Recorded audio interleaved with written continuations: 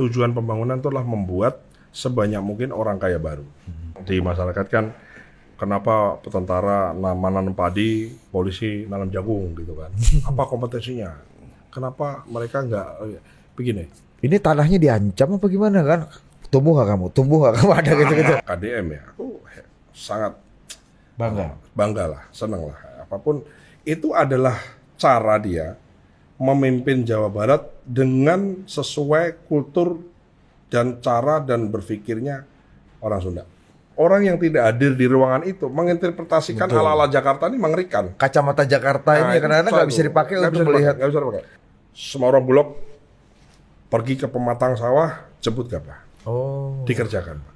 Orang sampai tidur-tidur di lapangan, Pak. Dibantu Babinsa, Pak. Lapor, Pak, saya wakil menterinya Bapak.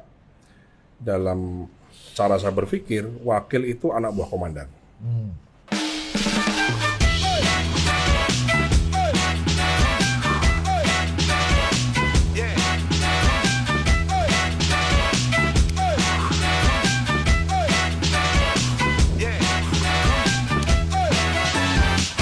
Oke, kembali lagi di Total Politik dan hari ini sangat berbahagia karena kita kedatangan orang dalam. Iya. Ordal. Yang dulu ketika beliau tepat setahun yang lalu ke sini nih, ya kan? Dia menyarankan gini, teman-teman, kawan-kawanku, ya, yang ingin mencoba peruntungan menjadi menteri-menteri presiden Prabowo, begini caranya. Nah, Pak Prabowo tuh sukanya orang-orang gini. Makin kamu sirkus, jangan-jangan kamu dari jarak 2 cm jadi 2 kilo. Yang paling bernafsu tuh ada yang lolos nggak Mas kemarin? Kayaknya enggak ya. Tetap sohi nggak? Tetap data tetap sama nggak? Atau ada perubahan ini? Sama. Prinsip kan sama. Bos ini kan nggak pernah berubah. Maksudnya, ya kan sikap ini kan terbentuk dari perjalanan hidup yang panjang kan. Iya. Jadi masih relevan lah nasihat itu. Iya. Jadi Masih relevan. iya. Puji-pujian sirkus-sirkus apa yang sebaiknya, Mas, dihindari oleh para pembantu presiden sekarang kalau tidak ingin kena pancung lah ibaratnya. Enggak. Sebetulnya ya, kalau Pak Presiden ini kan, ini menurut saya, sebagai ordal ya. kan tentara itu harus tahu situasi, kondisi di lapangan. Kan Sun Tzu bilang, kalau kata beliau ngajarin kami nih, Sun Tzu di buku apa? Art of War. Iya kan, Art of War itu kan, ketahuilah dirimu, ketahuilah musuhmu, dan ketahuilah medan cuaca tempatmu bertempur. 1000 kali perang, 1000 kali menang kan itu. Jadi itu prinsip itu, sehingga maksud saya daripada nyenengin lebih baik tuh cerita apa adanya. Nggak ngerti bilang nggak ngerti, ngerti bilang ngerti, minta petunjuk. Jadi menurut saya lebih ke situ sih. Dan karena tentara ya, jadi apa yang diinginkan, apa perintahnya, apa petunjuknya tuh jelas, clear lah. Itu banyak juga beberapa menteri, wakil menteri, kabinet tuh yang ngobrol sama saya tuh di situ. Jadi maksudnya apa, tujuannya apa, caranya bagaimana. Kemudian kalau masih ada yang belum terang tuh, dibikin rapat, di rapat itu diterangkan, beres. Ya kan, misalnya Perpres, Impres, PP dan seterusnya itu kan biasanya melibatkan banyak menteri kan. Ada menteri yang ada kepentingan, tarik-tarikan kepentingan, nah itu cepat dibereskan. Jadi biasanya presiden jadi makanya cepat. Ya. Kalau data dan prestasi Bulog terakhir yang bisa menyerap katanya 2,5 juta ton gabah setara beras, itu data yang menyenang-nyenangkan aja atau memang data real tuh Mas sebenarnya? Data real dong. Kan kebetulan ya Mas Sedar kan diminta mengurusi masalah pangan yang selalu dipidato-pidatokan oleh Prabowo kan. Ya, lumayan lah ya. Betul. Ada inilah, ada panggungnya lah. Iya. Selamat juga tuh Mas. Jadi bener ya kita bisa kasih ucapan selamat tuh. Iya. Jadi memang ujian. Kan aku ada pengalaman gini. Kapan hari waktu saya jadi wamen yang Pak Jokowi 5 bulan itu kan ada kunjungan ke daerah. Oh, menterinya sama ya Mas itu ya? Menterinya lanjut sama. ya. Lanjut. Jadi istilahnya persiapan, kemudian ada kunjungan ke daerah, Bos. Nah, kemudian aku tuh bilang, ada yang usul lah, di sini ada keluhan ini itu. Aku bilang gini, udah kalau ada masalah Anda bisa WA saya. Nomor saya 0811 sekian. Aku pikir kan, aku taruh di sosmedku nanti dipip gitu kan. Jadi orang nggak nyebar lah nomor handphone kan. Ternyata ada petani di situ ngerekam saya, kemudian di-share di TikToknya, kemudian tuh viral Pak, ditonton berapa Tanpa juta orang. sensor. Tanpa sensor. Praktis lah dalam 3 hari mungkin ada kali ya 30.000 WA yang masuk ya. Nah, gila Pak, langsung penuh Pak. Agak nyesel nggak? Ya nyesel sih karena ya ada yang WA penting itu kan jadi ketumpuk-tumpuk ya. Jadi banyak orang tuh marah sama saya gara-gara, Mas gimana di WA aku nggak dibalas, aduh. Ya gimana banyak gitu. Nah, terus coba aku balesin satu-satu, Mas. Cara balesinya supaya dia nggak cepet balas, tau nggak caranya? Apa? Jadi pas tengah malam, kemudian sinyalnya dimatiin terus kita dibalesin. Jadi kan itu kan semua nunggu semua kan. Nah, nanti kalau udah dibalas semua, nah, baru nyalain sinyalnya, terus tinggal tidur. Karena kalau dibalas satu, dia balas lagi Pak, jadi nggak selesai. Nah singkat cerita udah aku balesin, dibantuin tim juga, terus jadi endless gitu loh. Jadi ya segitu lagi dia balas, ya terima kasih Pak, mohon petunjuk ini. Jadi dibalas terus, lama-lama aku kasih admin. Tapi ada hikmahnya. Jadi waktu sekitar 20.000 lebih itu, ku cek ya ada yang lowongan kerja, nyari jodoh, macam-macam ada lah. Tapi gitu-gitu Bang. Iya. Tapi dari semua keluhan urusan pertanian tuh urusannya 4. Orang butuh benih, orang butuh air irigasi, orang butuh pupuk, dan kalau panen harga nggak boleh jatuh. Itu aja. Benih udah kita bereskan, irigasi ini kita udah anggaran udah ada beres, pupuk sudah dipenuhi sama presiden. Udah tinggal kalau ini beres semua. Nah, maka waktu itu Bulog kita push untuk ayo dong. Kemudian Presiden bilang, Bulog tidak disarankan tidak lagi membeli beras, yang dibeli gabah. Kenapa sih mesti beli gabah nggak beras? Kalau beli beras itu ketemunya pengusaha, betul nggak? Ya kan dia punya penggilingan, jadi bukan primer, bukan tangan pertamaan. Oke. Udah produk hilirisasi. Udah produk hilirisasi dari gabah jadi beras itu. Ya. Jadilah kemudian diminta. Nah, targetnya adalah ini panen kan kita tahu Pak. Jadi Kementerian Pertanian itu tidak ngitung hasil panen. Kita tidak bilang hasil panen berapa enggak. Yang hitung hasil panen itu BPS. Yang kita hitung adalah luas yang kita tanam. Nah, kalau kita nanamnya banyak, nah kalau nanamnya banyak maka jadi dari sekarang tuh tiap hari kita ngitungin luas yang kita tanam, produktivitas. Karena kalau tanam banyak di hari ini 3 bulan tuh pasti panennya banyak. Nah sehingga mau tidak mau ini mesti diserap karena panen peak biasanya harga jatuh. Kalau harga jatuh petani nggak semangat nggak nanam lagi. Jadi ini banyak faktor lah. Akhirnya kemudian kita lapor presiden oke, keluarkan impres, keluarkan ini. Jadi cepat Pak. Presiden tuh asal untuk kepentingan rakyat cepat beliau. Oke, Bulog perlu apa? Jadi Pak, untuk nyerap Pak, kami butuh anggaran. Ya, anggaran. Halo, Bu Menkyu, tolong ini. Seminggu dulu jadi. Iya.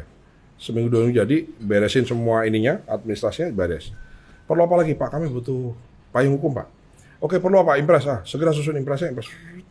Impres jadi. Jadi cepat. Jadi mau Pak Presiden ini kan 5 tahun itu lama, tapi juga nggak lama kan. Jadi maunya dalam 5 tahun ini itu semua yang bisa cepat semua dicepetin gitu. Sehingga sampai dengan hari ini kita sudah nyerap 2 juta beras. Ya, jadi 2 juta beras tapi yang kita beli, Bulog beli itu gabah gitu. Jadi kita giling, nah terus kan jadi isu, jadi masalah gudang lah apalah macam-macam kan. Kemarin sempat ramai kan Pak Presiden perintah untuk bangun gudang puluhan ribu gudang itu. Jadi gudang Bulog semua di seluruh Indonesia semua penuh. Sekarang nih Mas. Sekarang. Karena penuh, Bulog sudah nyewa gudang yang available untuk disewa. Sudah penuh juga.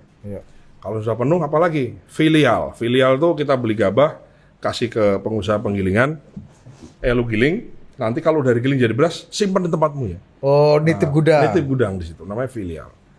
Nah, jadi kita lihat semua. Nah, Pak, ini kan sekarang bulan April, Mei kan? Mei. Padahal masih ada, sampai Desember kan masih panen, masih nanam lagi. Tentu saja nanti kan ada bantuan pangan, kemudian juga sebagian dijual dalam bentuk komersil, pasti berkurang juga. Tapi maksud saya nah maka sekarang isunya adalah isu gudang. Gudangnya yang penuh di mana kita identifikasi, ya udah kita bangun gudang. Gitu. Karena kan begitu nanti orang nanya itu, nanti bikin gudang pakai nggak? Ya kepake dong. Pertanian ini kan siklus Pak, berulang. Jadi bulan Januari tahun ini sama bulan Januari tahun depan ya kira-kira kurang lebih sama gitu. Jadi kita rata-rata berulang, ngikutin musim kan. Udah pakai Pak barusan. Iya, kalau Pak. Iya. Udah template, Bos. Kami agak curiga kalau teknokrat junto politisi ini udah pakai Pak kan. Udah pakai Pak. Iya, sebelumnya di belakang butar. Iya. Hati-hati, Mas, tapi waktu itu Pak Prabowo pernah berpidato kan, udah kalau penggilingan nggak bisa jalan, negara ambil alih. Oh iya. Ini maksudnya gimana, mau diakuisisi semua negara mengontrol alat produksi atau gimana? Ini udah kayak bacaan Karl Marx suatu kuliah ini Mas itu. Mode of production dikuasai oleh Ya dua poin. negara. Dua poin, yang pertama kan kepentingan rakyat itu kan pasti nomor satu. Ini mungkin Klise kelihatannya. tapi ini pada kenyataannya benar. Misalnya orang ditanya kan, sebetulnya saya mau nanya sama Diko berdua. Tujuan pembangunan itu apa? Simpelnya. Ya bikin To improve lah, kesejahteraan. to improve. Ya. Aku punya bahasa lebih simpel. Tujuan pembangunan itu adalah membuat sebanyak mungkin orang kaya baru. Jadi artinya rakyat kita tuh yang tadi miskin jadi kaya, jadi sejahtera. Naik Jadi memang taraf hidupnya. Ya, kesejahteraan. Membuat sebanyak mungkin orang kaya baru. Bukan membuat orang kaya yang kaya tambah kaya, yang miskin nggak jadi kaya. Itu bukan tujuan itu.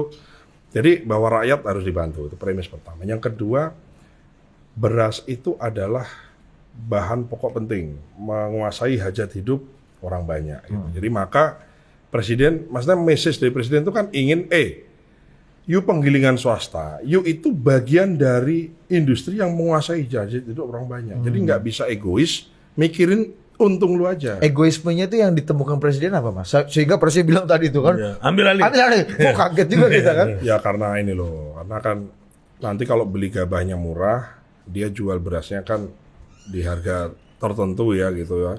Itu tuh disparitasnya tuh. Marginnya agak gede. Dan mereka bisa tuh beli harga gabah karep-karep PDW. Ya gini, kadang-kadang kan aku kan bapakku orang tani ya. Jadi kalau panen itu ya dia butuh duit. Jadi Si petani-petani iya, ini. karena mau nanam lagi dia butuh Iya, butuh modal. duit, butuh beli pupuk, buat bayar tenaga, buat bayar benih, butuh duit. Kalau semakin dianggurin, kan orang bilang gini, ya udah kalau panen tuh jangan langsung dijual dong. Disimpan aja dulu, nanti kalau udah harganya tinggi baru dijual. Ya teorinya begitu, tapi pada kenyataannya kan semua orang tuh BU. Iya kan? Kan ada katanya resi gudang, jadi gabah keringnya disimpan di gudang, di resi, kita dapat pinjaman dari bank, gitu kan? Nanti pada saat harga gabah yang lagi tinggi, kita jual. Nggak semua orang paham, nggak semua orang juga bisa lakukan itu. Karena kebutuhan orang lain-lain gitu. Jadi maksudnya Pak Presiden adalah bagaimana rakyat yang banyak yaitu petani ini nggak boleh rugi dong. Dia adalah instrumen terpenting dalam produksi pangan kita. Kalau pedagang ini kan harga mahal dibeli mahal, harga mahal dulu nggak Pak. Jadi nggak pernah rugi. Oh. Secara hitungan logikanya gitu loh bos.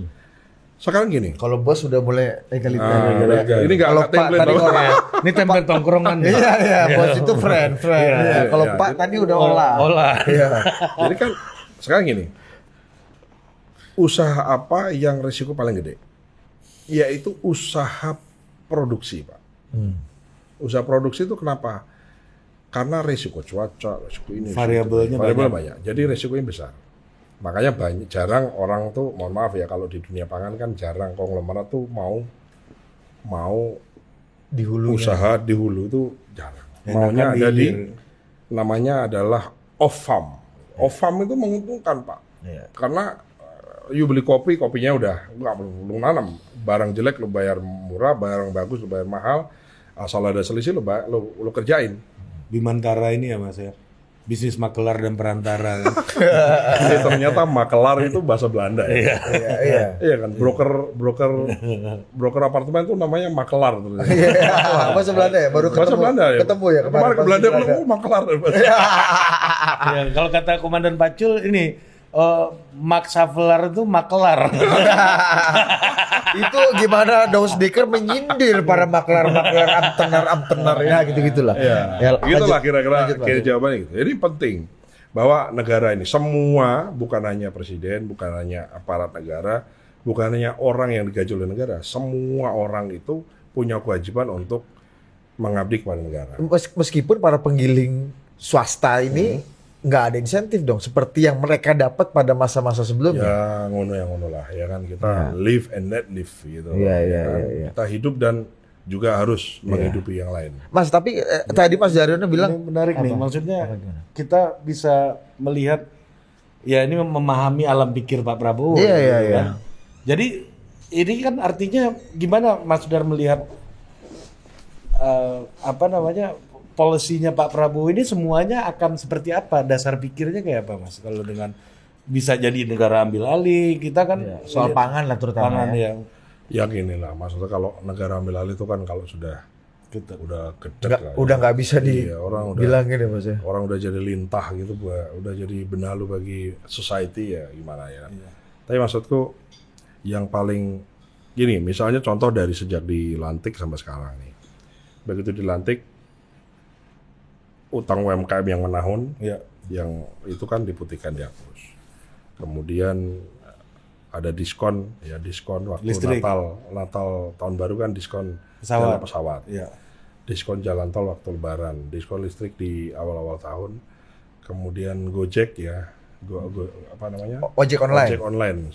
Ojek online kan kemudian diperjuangkan supaya minimal kalaupun nggak THR entah apalah, yang penting Ada pas bonus, hari raya Ada jajan lah. ada jajan di situ. Ya. Ada token of appreciation. Yeah. Terus pupuk dipenuhi, ya kan UMR dinaikkan, ya kan gaji guru yang honorer yang doldil gitu ya, yang ada gaji di bawah 1 juta, di 1,5 juta, berapa semua sama rata-rata 2 juta. Ini benang merahnya ya Mas. Nah, Kita iya. melihat benang merahnya. Orang masih protes, wah kan cuma 2 juta Pak. Dari cuma 1,8 bukan naik 2 juta tapi cuma jadi 2 juta. Ya kalau ditanya kita tanya presiden maunya gaji setinggi ya, tapi kan ini masalah Ruang fiskal. ya dong, ya kan. Tapi paling tidak ada perbaikan di situ. Ya kan, kemudian benih dibereskan, irigasi diberesi, harga gabah dinaikkan di tingkat petani. Artinya ini kebijakannya lebih kebijakan kerakyatan, Pak. Ya kan. Bagaimana yang sering kita kalau ngobrol itu kan yang di bawah ini kita bawa naik ke atas. Belum nanti sekolah rakyat, koperasi desa Merah Putih, you name it. Ya. Itu semua basisnya adalah kerakyatan, Bos. Kerakyatan semua. Dan ini Mas, akumulasi misalnya ya, dan optimalisasi perusahaan-perusahaan negara misalnya dalam antara itu kepengennya presiden untuk menjadi amunisi bagi ini Mas. Yang di bawah naik ke atas. Iya. Makanya termasuk efisiensi. Itu kan efisiensi itu kan gini. Anggaran harus dimaksimalkan untuk 3 tujuan. Satu, untuk kegiatan produktif dan investasi.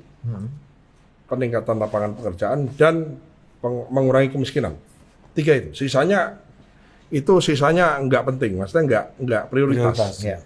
Makanya di efisiensi, perjalanan dinas, seminar-seminar di hotel-hotel, terus konsumsi yang nggak jelas, terus sesuatu yang pemborosan, seremonial gitu ya. Misalnya perayaan HUT apa atau perayaan hari apa gitu, wah dengan seremonial tertentu ngabisin miliar kan sayang. Kalau di kami udah di pertanian udah nggak ada lagi itu. Seremonial ngabisin katakanlah berapa? 2-3 M, wah beli traktor lebih bermanfaat. Ya, daripada memperingati Hari Pacul Internasional gitu misalnya kan. Iya. Pacul ini. Yang penting dikasih pacul aja kan. Iya, Hari Jadi maksudnya Traktor sedunia. udahlah gitu. kita kan gini loh Pak. Pak lagi. Nggak apa-apa. Iya. Karena selalu kan gitu ya, template-nya itu kan nggak ada anggaran, duit nggak ada gitu. Sebetulnya ada. Itu khas birokrat Mas ya? Khas Non sewu ya? Duh, anggarannya nggak ada Pak, anggarannya ini susah Pak, ini Pak. Nyatanya kan ada gitu loh. Kan mungkin sudah dipaparkan kan berapa nilai penghematan yang bisa didapat, kemudian penghematan itu dipakai untuk penghematan itu jadi uang standby. Perlu apa? Makan bergizi yang tadinya cuma sekian juta, enggak, semua bisa dengan duit ini. Terus apalagi, Pak, banyak sekolah hancur, Pak. Kenapa Pak Presiden tahu sekolah hancur? Beliau tuh tinggal di Bogor. Saya dulu kan tinggal di rumah itu juga. Kalau turun tuh suka ada SD yang jelek lah, maksudnya udah itu pemandangan mata sehari-hari itu. Hari-hari. Sehingga beliau dulu waktu saya jadi SPRI-nya beliau itu sekolah-sekolah itu dengan uang sendiri diperbaiki. Nah, Pak Bowo bilang 1 jam dari ibu kota aja sekolah nggak diurus, apalagi yang jauh-jauh itu. Nah, maka beliau bilang udah kita perbaiki sekolah semua. Berapa target tahun ini sekian, kalau nggak salah berapa belas ribu gitu. Renovasi ya. Renovasi diperbaiki. WC-nya harus bagus, harus ada MCK-nya gitu. Nah itu pakai dana itu. Basic tuh Mas ya. Sekolah rakyat, kenapa orang miskin ekstrim ya kan? Orang kan bertanya kan, miskin ekstrim itu bagaimana? Misalnya makan bergizi itu kan orang jadi perdebatan. Enggak perlu Pak, makan tuh kerjaannya orang tuanya. Itu kan bagi yang ngomong, itu memang dia mampu ngasih makanan aja. Banyak Pak orang-orang di luar sana itu yang buat makan dia susah. Kita harus tahu itu. Nah artinya miskin ekstrim itu miskin yang makannya susah. Maka mentalitas miskinnya harus diputus. Anak pemulung nggak boleh jadi pemulung. Maka dibuatlah sekolah rakyat, di asramakan makan 3 kali sehari, gizi dijamin, pangkat tidur dijamin, sekolah dijamin, dan kita berharap dia hajat hidupnya baik. Karena kan memperbaiki taraf hidup kan nomor 1, semua riset mengatakan pendidikan. Nah itu, jadi termasuk bikin sekolah unggulan supaya lebih banyak lagi orang sekolah ke luar negeri dengan IB dan itu mimpinya Pak. Supaya naik kelas itu tadi Mas ya. Karena orang Indonesia itu pada dasarnya pintar-pintar. Nah, ini penting. Seperti udah kita bahas tadi itu kan. Oh iya. Inovator paten Mas ya. Misalnya aku cerita diri saya lah, kalau cerita orang lain kan saya nggak tahu. Ya, saya sekolah di Jepang 5 tahun. Sekolah pakai kanji, ujian pakai kanji, presentasi pakai bahasa Jepang, bisa juara Bos. Artinya kita ini nggak bodoh-bodoh amat lah. Gitu. Kita oke lah, ya kan. Nah artinya kalau makin banyak orang yang oke lah ini, itu dikasih kesempatan, maju Pak negara ini. Masalahnya kesempatan ya Mas. Kesempatan. Nah kesempatan itu butuh duit. Kan selalu anggarannya nggak ada. Akhirnya yang berangkat sedikit. Nggak, anggaran ada, berangkat harus banyak. Nah, itu Pak Presiden melihat peluang itu. Jadi bukan nggak ada duit tapi pemanfaatannya yang nggak benar. Meskipun Mas kata sebagian ahli, ya di zaman yang serba sulit, ketika ekonomi tidak pasti, harusnya government spending ini harus jadi oli penting untuk memutar ekonomi kita. Sementara efisiensinya Pak Prabowo katanya dengan pembelanjaan yang lebih berhati-hati dan tepat guna seperti kata Mas Dar untuk hal-hal yang memang Presiden inginkan, itu kan butuh waktu, due diligence dan macam-macam, sehingga barang ini nggak muter gitu Mas kata. Gimana Mas menjawab itu Mas? Kan efisiensi itu bukan terus dihemat ditabung Pak, dihemat diperuntuk yang nggak penting-penting itu nggak dipakai, tapi kan barang itu tetap dibelanjakan, tetap government spendingnya tetap besar dong. Makan bergizi government spending, perbaiki sekolah government spending, tapi tidak sing boten-boten gitu loh. Ya kan, seminar lah, perayaan HUT apa yang habisin miliaran, nggak penting udah. Jadi kita simpel-simpel semua, udah simpel-simpel semua. Ya termasuk mungkin kayak konferensi kan kita udahlah tuan rumah negara lain dulu, kita ikut aja dulu. Ya kan itu juga spending kan. Jadi bukan government spendingnya kemudian ditahan, nggak, duitnya digelontorkan. Jadi tetap government spending itu tetap besar. Jadi perputaran uang tetap ada kan. Pertumbuhan itu kan konsumsi, government spending investasi kan. Jadi government spendingnya tetap besar. Tetap anggaran itu akan dihabiskan untuk hal-hal yang dirasa oleh Presiden penting gitu. Gitu dong. Kayak pupuk penting, cetak sawah penting, cetak sawah. Oh belanja untuk itu cepat Mas ya? Beli traktor. Rakyat kita panen pakai sabit lama. Kita mau produktif bagaimana? Produktif itu kan gini, waktu 12 bulan itu nggak bisa diperpanjang, bisa diperpendek. Artinya kalau mau produktif ya 12 bulan, bagaimana tadinya panen 2 kali, bagaimana panen 3 kali. Sungguh-sungguh bisa 4 kali misalnya. Ada yang sudah 4 kali, tapi belum banyak. Caranya bagaimana Pak? Kalau nggak ada air ya, mesti dipompa airnya. Mesti dicari sumbernya, mesti diperbaiki irigasinya. Terus kalau panen, segera langsung tanam. Karena waktu kan. Dan kalau dulu, panen 1 hektar butuh berapa hari? Ya. Sekarang pakai mesin 2 jam selesai. Nah dengan 2 jam di combine harvester itu di belakang udah langsung traktor, langsung tanam lagi. Oke. Sehingga kita ini secara waktu lebih produktif. Gitu. Mekanisasi yang jadi kita harus mekanisasi. Nah itu kan artinya anggaran dibelanjakan tepat guna untuk hal-hal yang produktif. Tadi kan produktif dan investasi, membuka lapangan pekerjaan dan pengentasan kemiskinan. Iya. Nih Mas, kenapa Pak Prabowo itu begitu percaya ya salah satu isu besarnya itu pangan kan, untuk mendorong peningkatan kelas sosial orang dari kelas bawah ke kelas menengah gitu atau ke kelas atas, dari menciptakan orang kaya baru seperti itu. Mas Dardi. Naik kelas lah ya. Iya. Pangan ini kan bisa aja ini orang subsisten kayak atau diurus oleh swasta juga bisa segala macam. Jadi kan banyak alternatif. Karena ilmu pertanian itu salah satu ilmu yang paling gampang dikerjakan. Iya. Nggak butuh keahlian khusus gitu. Sama kayak orang buka warung lah, buka warung lah pecel lele. Ya relatif lebih mudah kan daripada buka pabrik petrochemical atau buka pabrik smelter kan lebih susah kan. Sama kayak bertani. Lagi ada duit dikit misalnya ya, jangan-jangan antum berdua kan punya duit, punya kebun sawit di mana kita nggak tahu juga. Wah, Nggak ada Mas dulu. sawit aja namanya udah bukan tani Mas ya.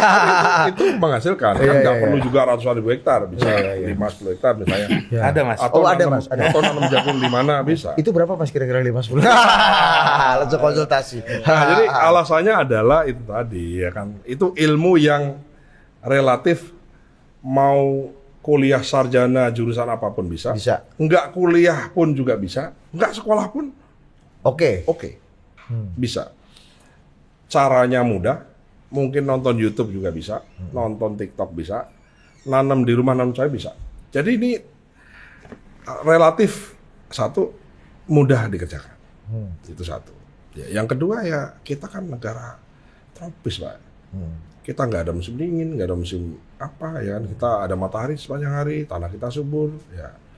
Menurut saya salah satu sektor yang bisa menumbuhkan ekonomi kita itu pertanian dan sudah terbukti di laporan BPS kuartal pertama kan sektor pertanian menyumbangkan paling tinggi dibanding semua sektor lain.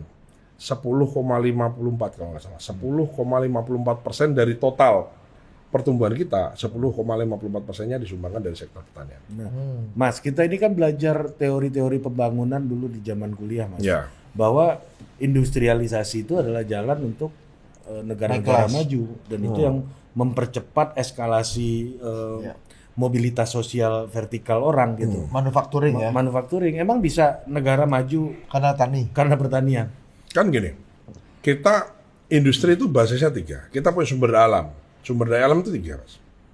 Sumber daya alam berbasis agro, sumber daya alam berbasis mineral, sama sumber daya alam berbasis migas. Loh, hilirisasi sektor pertanian kan sama. Hilirisasinya apa? Nanam mangga kan mau lo hilirisasi jadi apa? Oh ya. Ya kan, kita bisa jadi eksportir mangga. Kita lagi buka gimana ekspor durian ke China. Kenapa? Selama ini orang Indonesia ekspor durian ke Thailand. Dari Thailand baru diekspor ke Cina. Oh, tuh banyak durian kita tuh. Iya. Oh. Nah, kita lagi buka, langsung aja Bos, ngapain kita? Nah, gitu. Capnya cap Thailand tuh. Capnya cap Thailand. Karena Thailand sudah ada pipanya udah nyambung Bos. Ya kan, kalau kita belum. Nah, kita parit-parit sama selokannya udah ada tuh ya. Harganya kan juga lebih marginnya lebih bagus misalnya. Jadi pertanian itu kan ada di hulu memang sebagian besar dan itu fundamental. Bukan berarti kita juga melupakan hilirisasi di sektor agro kita. Misalnya B35 itu pertanian Pak. Oh iya. Sawit Pak, ya kan. Kemudian rencana bioetanol itu tebu, itu pertanian. Ya, kemudian apalagi biomasa itu semua berbasis tumbuhan itu pertanian punya. Nah, tidak juga melupakan misalnya hilirisasi. Kan hilirisasinya Pak Presiden Prabowo kan melanjutkan Pak Jokowi. Jadi smelter nikel, boksit dan lain-lain kan tetap dilanjutkan. Tapi memang tidak domain kami kan itu domainnya apa? Pak Bang Bahlil yang biasa Abu Leke. Iya, katanya Abu Leke nggak ngerti hilirisasi kita nih kan.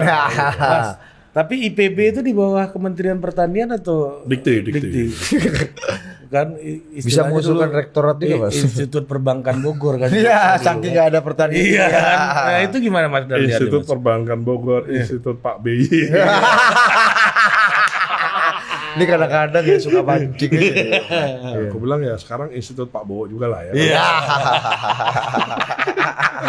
Iya. Institut Pak Bowo. Iya nggak. Aku melihat IPB itu mitra, ya mitra karena spesifik. Orang tuh kadang kalau bicara pertanian gitu, dipikirnya tuh pokoknya nyangkul nanam padi. Kan enggak Pak. Pertanian itu luas Pak. Pertanian itu di kami yang sektor operasinya kan 4 ya. Tanaman pangan, hortikultura, Pangan tuh padi, jagung, kedelai, dan seterusnya. Hortikultura tuh buah, sayur, dan bunga-bunga. Kemudian peternakan dan perkebunan. Perkebunan tuh kopi, teh, cengkeh, kelapa, kelapa sawit, pala, lada, dan lain-lain. Ini semua gede sekali, Bos. Gede banget potensinya. Nah, Presiden ingin hilirisasi itu kita kerjakan. Enggak, smelter itu tetap kita, industrialisasi harus kita kerjakan. Tapi Pak, comparative advantage kita, kalau pala kita terbesar di dunia.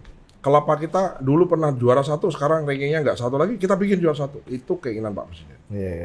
Karena itu cepat gitu. Maksud saya, mohon maaf sekali lagi, bukan kita nggak mau jadi negara industri kan sudah jalan ini. Ini nanti juga kelapa juga ada turunannya kan, jadi minyak kelapa, jadi ini. Kelapa katanya permintaan lagi paten. Lagi gila Pak. Di Cina ini apa susu apa nih namanya kemarin Pak? Susu kelapa. Susu kelapa ini kan? Susu kelapa. Iya. Ini lagi dikaji kan. Wah, berarti kalau kelapa ekspornya banyak ini mesti ada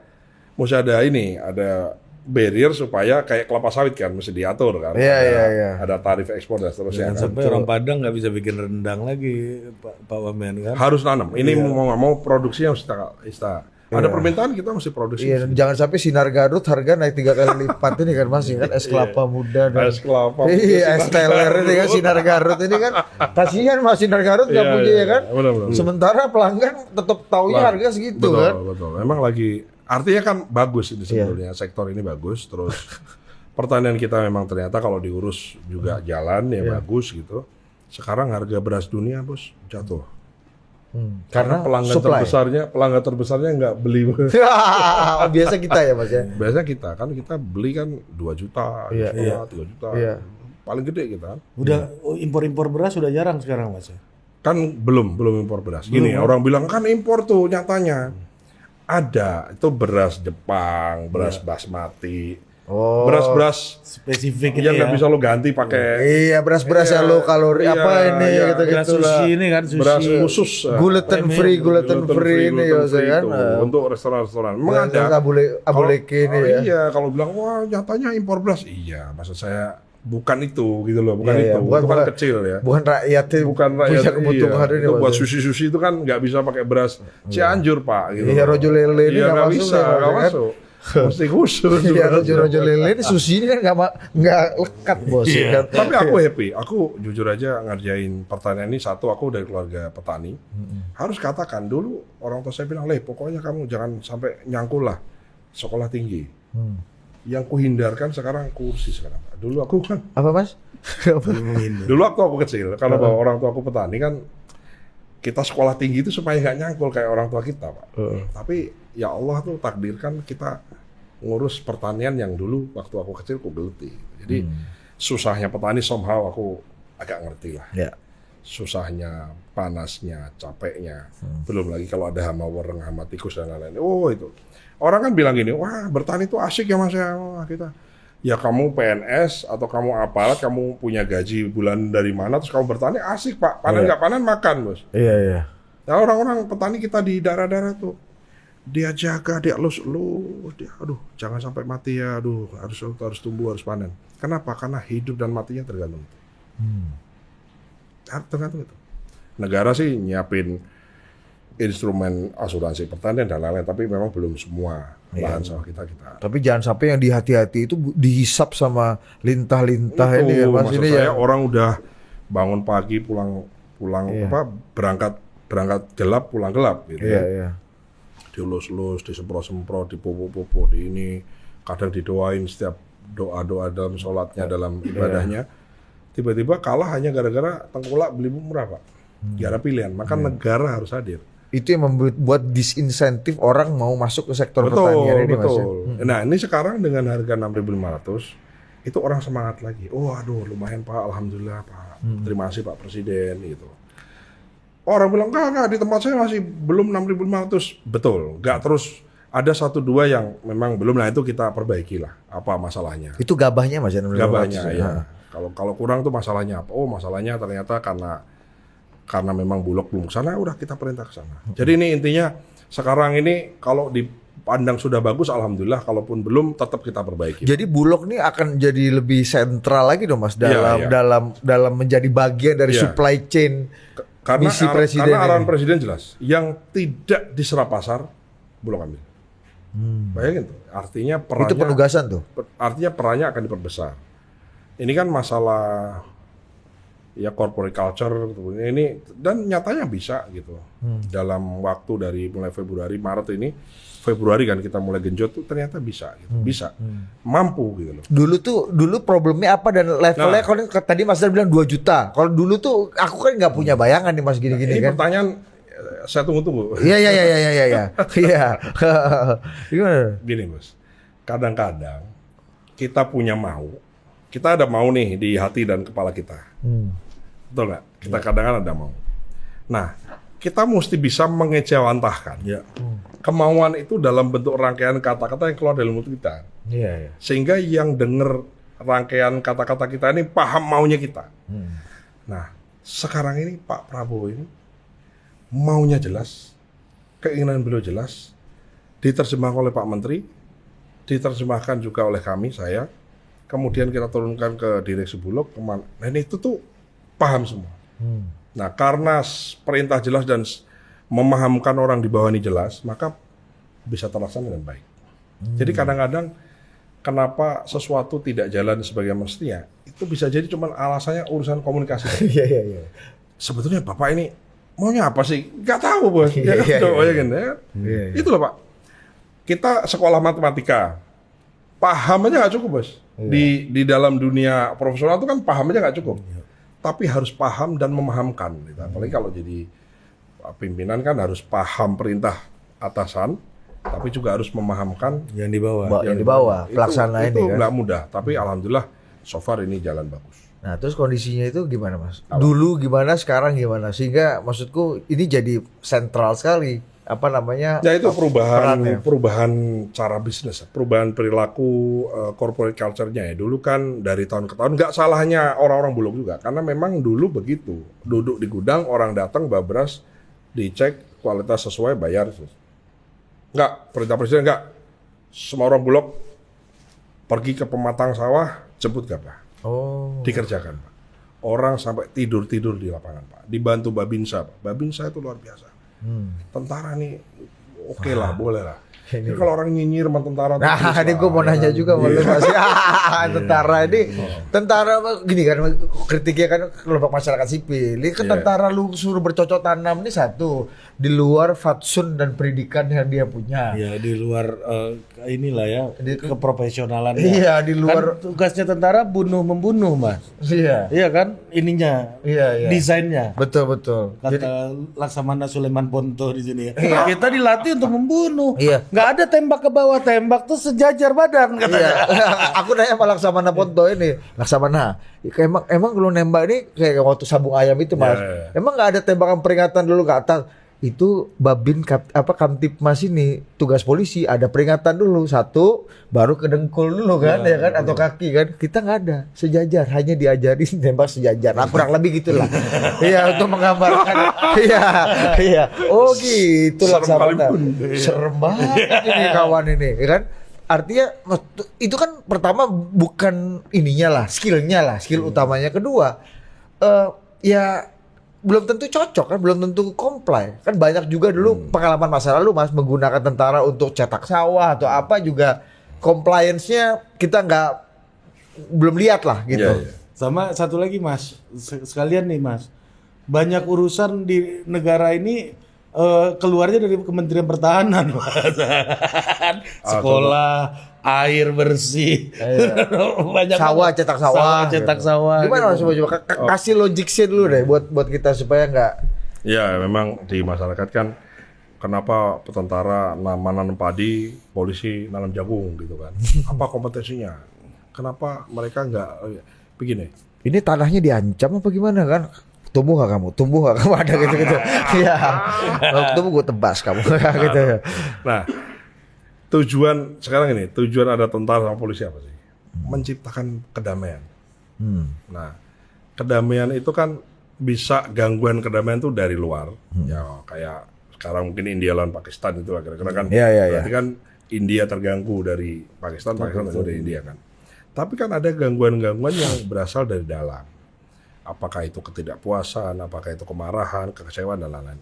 Intinya Pak, orang itu butuh makan, orang itu butuh penghasilan, orang itu butuh hidup yang baik. Orang kalau hidupnya baik, relatif lebih damai. Ya. Maka kita kan diajari di sekolah tuh mengobati atau mencegah lebih baik daripada mengobati. Jadi ini operasi penggalangan gitu loh. Terus orang bilang, wah apa kompetensinya tentara sama polisi nanam-nanam? Yang nanam kan nggak mereka. Yang nanam itu petani yang dibina. Dia punya tanahnya nggak bisa tadinya nganggur, didatengin sama tentara, Pak, udah gini deh, tak cariin program ya, nanti ini jadiin sawah, nih tak ajarin, nanti penyuluh pertanian datang. Jadi yang ngajarin itu ada penyuluhnya Pak. Oh, dia tentara sama polisi jadi manajer. Jadi ini gitu loh, kan kadang ini masalah trust ya. Iya. Orang tuh kalau ada Pak Tentara, ini kan aduh aman nih. Gitu, Ya Pak kan? Tentara ini kan Pak ya. Tentara, Pak Polisi ini kan aman lah. Nah, jadi Pak siap. Jadi begitu. Nah, begitu dia tadinya nggak ada penghasilan, terus tanahnya diolah punya penghasilan, kan happy dia. Happy dong. Nah, kalau happy, orang semua happy, urusan perut bisa dibereskan, ya kan, penghasilan ada, damai. Apa yang bedain program sekarang melibatkan tentara dan polisi dengan cetak-cetak sawah zaman masa-masa sebelumnya yang terbukti kurang berhasil? Gini, sebetulnya kalau dibilang, kita kalau ngomong misalnya food estate zaman dulu, Iya. zaman Pak Harto dulu kan misalnya ada Iya. cetak sawah sekian juta hektar. Reformasi kan juga ada Mas. Ada. Kemarin. Pendekatannya tuh gini, kalau membuka lahan atau cetak sawah sifat yang manual, ya nggak selesai Pak. Jadi kalau orang pergi ke Kalimantan terus mengelola ratusan hektar, dicangkul-cangkul tuh, dia dicangkul belum selesai, udah rumput udah tumbuh semua. Jadi mau nggak mau pendekatannya mesti mekanisasi. Ya, jadi cetak sawah itu kuncinya adalah mekanisasi. Dan kita sudah lakukan dan berhasil.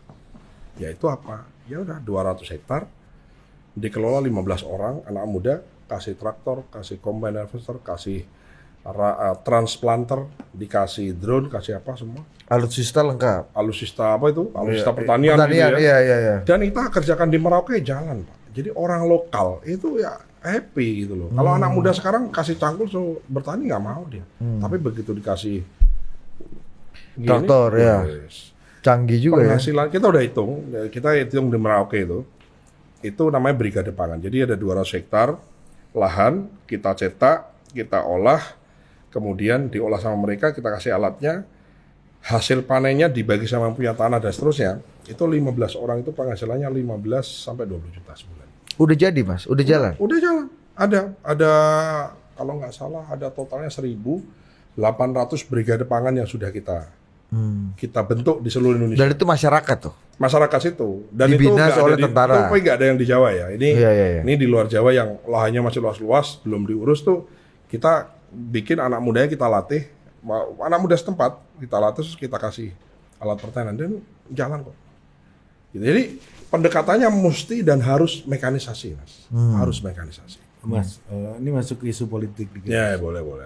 Bu Titi itu kenapa jadi ketua komisi 4 ini, Mas? Dulu pernah jadi pimpinan Komisi 4. Oh, diulang lagi. Ya kan lebih Kebetulan atau gimana sih? Atau memang desain atau? ya satu kompetensinya ada. Ya kan kompetensi karena dulu pimpinan Komisi 4. Ya. Waktu 2014 ya. 2014 waktu beliau masih di Golkar dulu. Terus sekarang ya jadi pimpinan Komisi 4 saya kira oke, nggak ada masalah dan aman sih ya kan. Jadi udah biasa ngurusi kementerian sama lembaga yang memang urusannya sama Komisi 4 ya kan. KKP Kelautan, kemudian Kehutanan dan seterusnya. Nggak takut enggak? Ini jujur Mas. Ini manuver hari ini aku tidak mengetahui. Ya. Aku masih menerka-nerka. Apa maksud pertanyaannya? Usulan. Abulek ya? Enggak, Bu Titi punya Bu Titi, usulan iya. bahwa Bulog bawa presiden aja. Itu satu dir khusus yang memang menjadi perhatian di Pak Prabowo, di presiden kita sebelum beliau menjabat dilantik pun juga ada wacana ke sana ya, dihitung kan plus minusnya apa, kemudian mesti undang-undang mesti apa. Nah, karena kan sebetulnya Bulog itu kan bukan BUMN dulu itu. Iya. Ya kan? Ini artinya mengembalikan Bulog seperti fungsi zaman Betul, maksudnya zaman Orde kita Baru. lagi kaji, kalau kita kembalikan seperti dulu tuh apa plus minusnya dengan kondisi sekarang. Apakah memang, ya kan namanya bikin peraturan atau undang-undang itu kan pasti ada kajian plus minusnya kan. Nah, kita mungkin dengan dalih atau dengan alasan swasembada dan ketahanan, negara mesti tahan. Maka bisa jadi salah satu yang kita mau dorong adalah bagaimana Bulog itu menjadi badan urusan logistik. Kalau sekarang ini kan namanya Perum Bulog, gitu. Bukan Perum Badan Urusan Logistik, bukan. Namanya Perum Bulog. Nah, kita kembalikan menjadi badan urusan logistik. Kalau dilihat sejarahnya kan dulu sebetulnya Bulog ini kan badan urusan logistiknya tentara. Kemudian dikonvert menjadi badan urusan logistiknya bukan tentara aja, negara. Nah, yang diurusi karena zaman dulu urusannya beras ya, pokoknya beras itu beresin. Kan gitu. Nah, jadi saya kira itu satu usulan yang baik ya. Selama itu baik untuk petani, baik untuk rakyat, baik untuk negara, pasti kita kerjain. Ya kan? Nah, pasti ada plus minusnya. Kalau sekarang dengan status BUMN, tentu saja kan apa ya, komersil gitu loh ya. Nanti harus sumbang dividen juga kan, KPI-nya kan untung lu berapa sih gitu. Nah, sementara mungkin kalau Anda lihat Bulog itu ya lebih banyak ke peran sosial kan, Pak.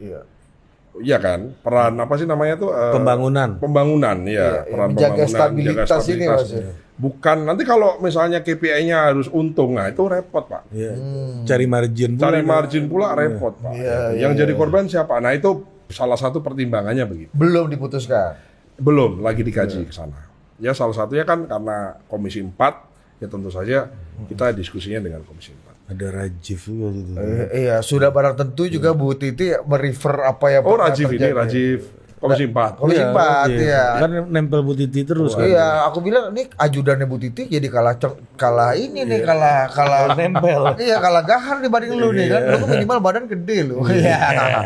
Ya Rajif ini harus dipakai pas untuk traktor, jangan-jangan traktor sama dia ini agak-agak mirip gitu untuk bisa menggalang pertanian ini. Gede dan berbulu. Iya. Dan anak muda. Mudah. Semangat. Cuma jiwa bisa old soul juga. Iya. Sorry Bro Rajif ya. Iya.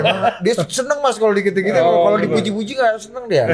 Iya memang mentalitas kuat. Paling dia habis nonton ini, dia nelpon tuh Mas. Abis lu tipu apa Daryono? Iya. Memang enak bekawan-bekawan tuh. Kawan. Dan enak itu udahlah jangan kuping-kuping, jangan tersinggung-singgung. Ini kan gojekan itu supaya ini Mas, apa wajah keakrabannya gini kan. Betul. Termasuk Pak Amran itu agak galak, kita lihat terakhir ini semua pecah itu wajah keakraban atau wajah penegakan hukum nih Mas sebenarnya. Kalau tentara itu ya. Ini kan karena aku belajar dari Pak Bowo ya. Tentara itu kalau komandannya galak, wadahnya harus baik. Kalau komandannya baik, wadahnya walaupun dia baik, dia harus jadi galak. Iya. Jadi kita lah. Good cup, bad cup lah. Jadi maksudku kombinasi yang oke lah. Sama aku ini, begitu saya dulu dinyatakan jadi wamennya Pak Amran, yang saya lakukan adalah saya menghadap beliau. Menghadap. Ya gimana Pak Wamen? Lapor Pak, saya wakil menterinya Bapak. Dalam cara saya berpikir, wakil itu anak buah komandan. Jadi saya bukan partnernya komandan. Saya adalah anak buah komandan. Jadi apapun policy, kebijakan, Bapak pasti saya laksanakan. Jadi kesuksesan saya adalah mensukseskan Bapak. Gitu. Jadi kita enak clear gitu loh, Mas, ya kan?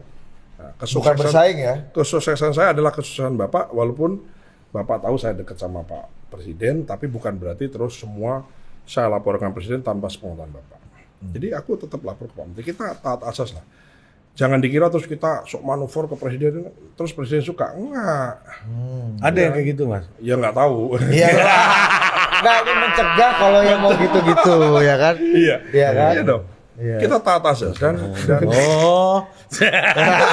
mencegah. Iya. Ini mitigasi kan maksudnya kan? Iya. Berarti ada yang taat, ada yang enggak juga kan? Anda jadi menurunkan tensi ini. Berarti kan ada yang taat, ada yang enggak juga pasti Belum kan?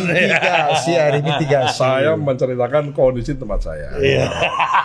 Saya lihat sih semua kompak. Pasti. Kompak Mas, semua. ya harus Mas Daryono. Iya, Mas Dar harus Harus ngomong. Hari ya. Mas gak tahu kan ada wakil menteri yang bikin prestasi wakil menteri ini bukunya sih. Ya, ada di sini Mas bukunya Mas. Kawan. Ada Mas. Oh ya. Iya, nanti Buku tak laporan tunjukin. 100 hari wakil menteri Mas. Iya. Pas buka ini ya toko bangsa, wajah presiden, wajah wakil menteri. Menteri ente mana bang? Ada halaman 9 ya kan. No comment. Enggak ya, memang ini tidak untuk dikomeni. Iya. Tapi terjadi nggak yang kayak begini di tempat Mas Dar? Aku enggak. Iya, ini duet Arman lagi saya Arman mah gigi ya. Iya, Amran Sulaiman sama Daryono nih gimana nih? Satu Bugis satu Jawa nih kan. Itu tadi ada prinsip ya, ada prinsip yang kan ada buku wajib baca nih Pak di antara kader Gerindra, namanya itu 48 Law of Power. Nah, aja mesti baca lah. Mungkin udah baca juga. Hukum nomor 1 adalah never outshine the master. Jadi kita wakil komandan, kita anak buah komandan, kita nggak boleh outshine the master. Nggak boleh lebih pintar dari masternya, nggak boleh lebih pintar dari bosnya, nggak boleh Pak.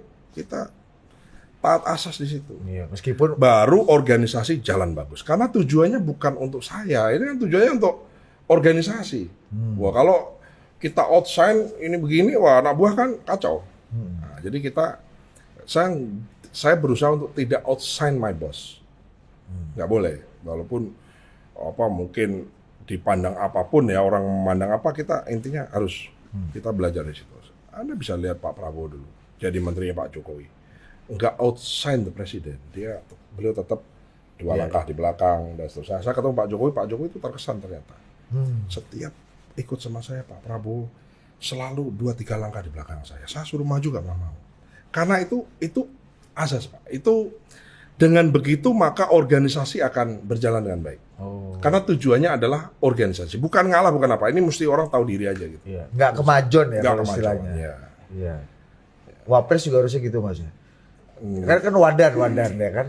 Ini- Nggak wadan wakil ini menteri, tepi jurang, wakil tepi jurang, presiden, ya.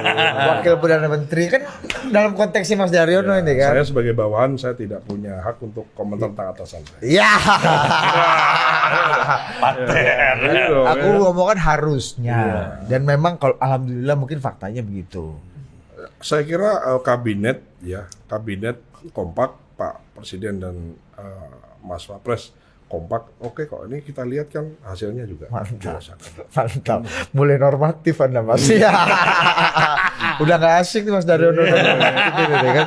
Iya. Loh, tapi kan kenyataan Iya. fakta dong harus Iya, betul. Tapi disampaikan. tadi Nggak, kayak gini. Saya ulangi lagi. bermanuver. Tujuannya itu apa sih? Tujuannya bukan personal. Iya. Tujuannya adalah organisasi. Iya. Kalau dalam hal ini misalnya pimpinan negara, ya tujuannya negara. Kalau pimpinan provinsi, tujuannya ya provinsi. Dalam hal ini bupati dan wakil bupati, ya tujuannya kan bagaimana dua pemimpin ini somehow dengan banyak pekerjaan, kesibukan, tugas dan lain-lain tuh bisa kompak untuk kepentingan kabupatennya atau kotanya. Nah kalau saya sama Pak Amran ya itu tadi, saya dengan cara saya merasa ini cara yang benar. Nggak ada matahari kembar itu nggak ada Mas di tempat Nggak boleh dong. di Nggak ada, kementerian. nggak ada. Tadi itu never outshine the boss. ya. The commander ya. Commander, boss, master tuh kita mesti taruh dia di pimpinan. Tapi si Budi Mas, kita ketemu Mas Gibran kan. Mas Gibran bilang, ya sekarang kerjaanku kan banyak nganggurnya gitu. Oh itu yang benar Mas. Kalau lebih banyak kerja daripada Pak Prabowo, Maksudnya santai. itu salah. Aku bisa ketemu kamu gitu kan. Kadang-kadang gitu. Kurang ajar. Kata si Budi gitu. Itu yang benar Mas. Kalau lebih banyak kerja daripada Pak Prabowo justru salah. Iya. Jadi Kacau ya Pak. ini. Makanya aku jangan terpancing Anda. Jangan terpancing, Bang. Ya.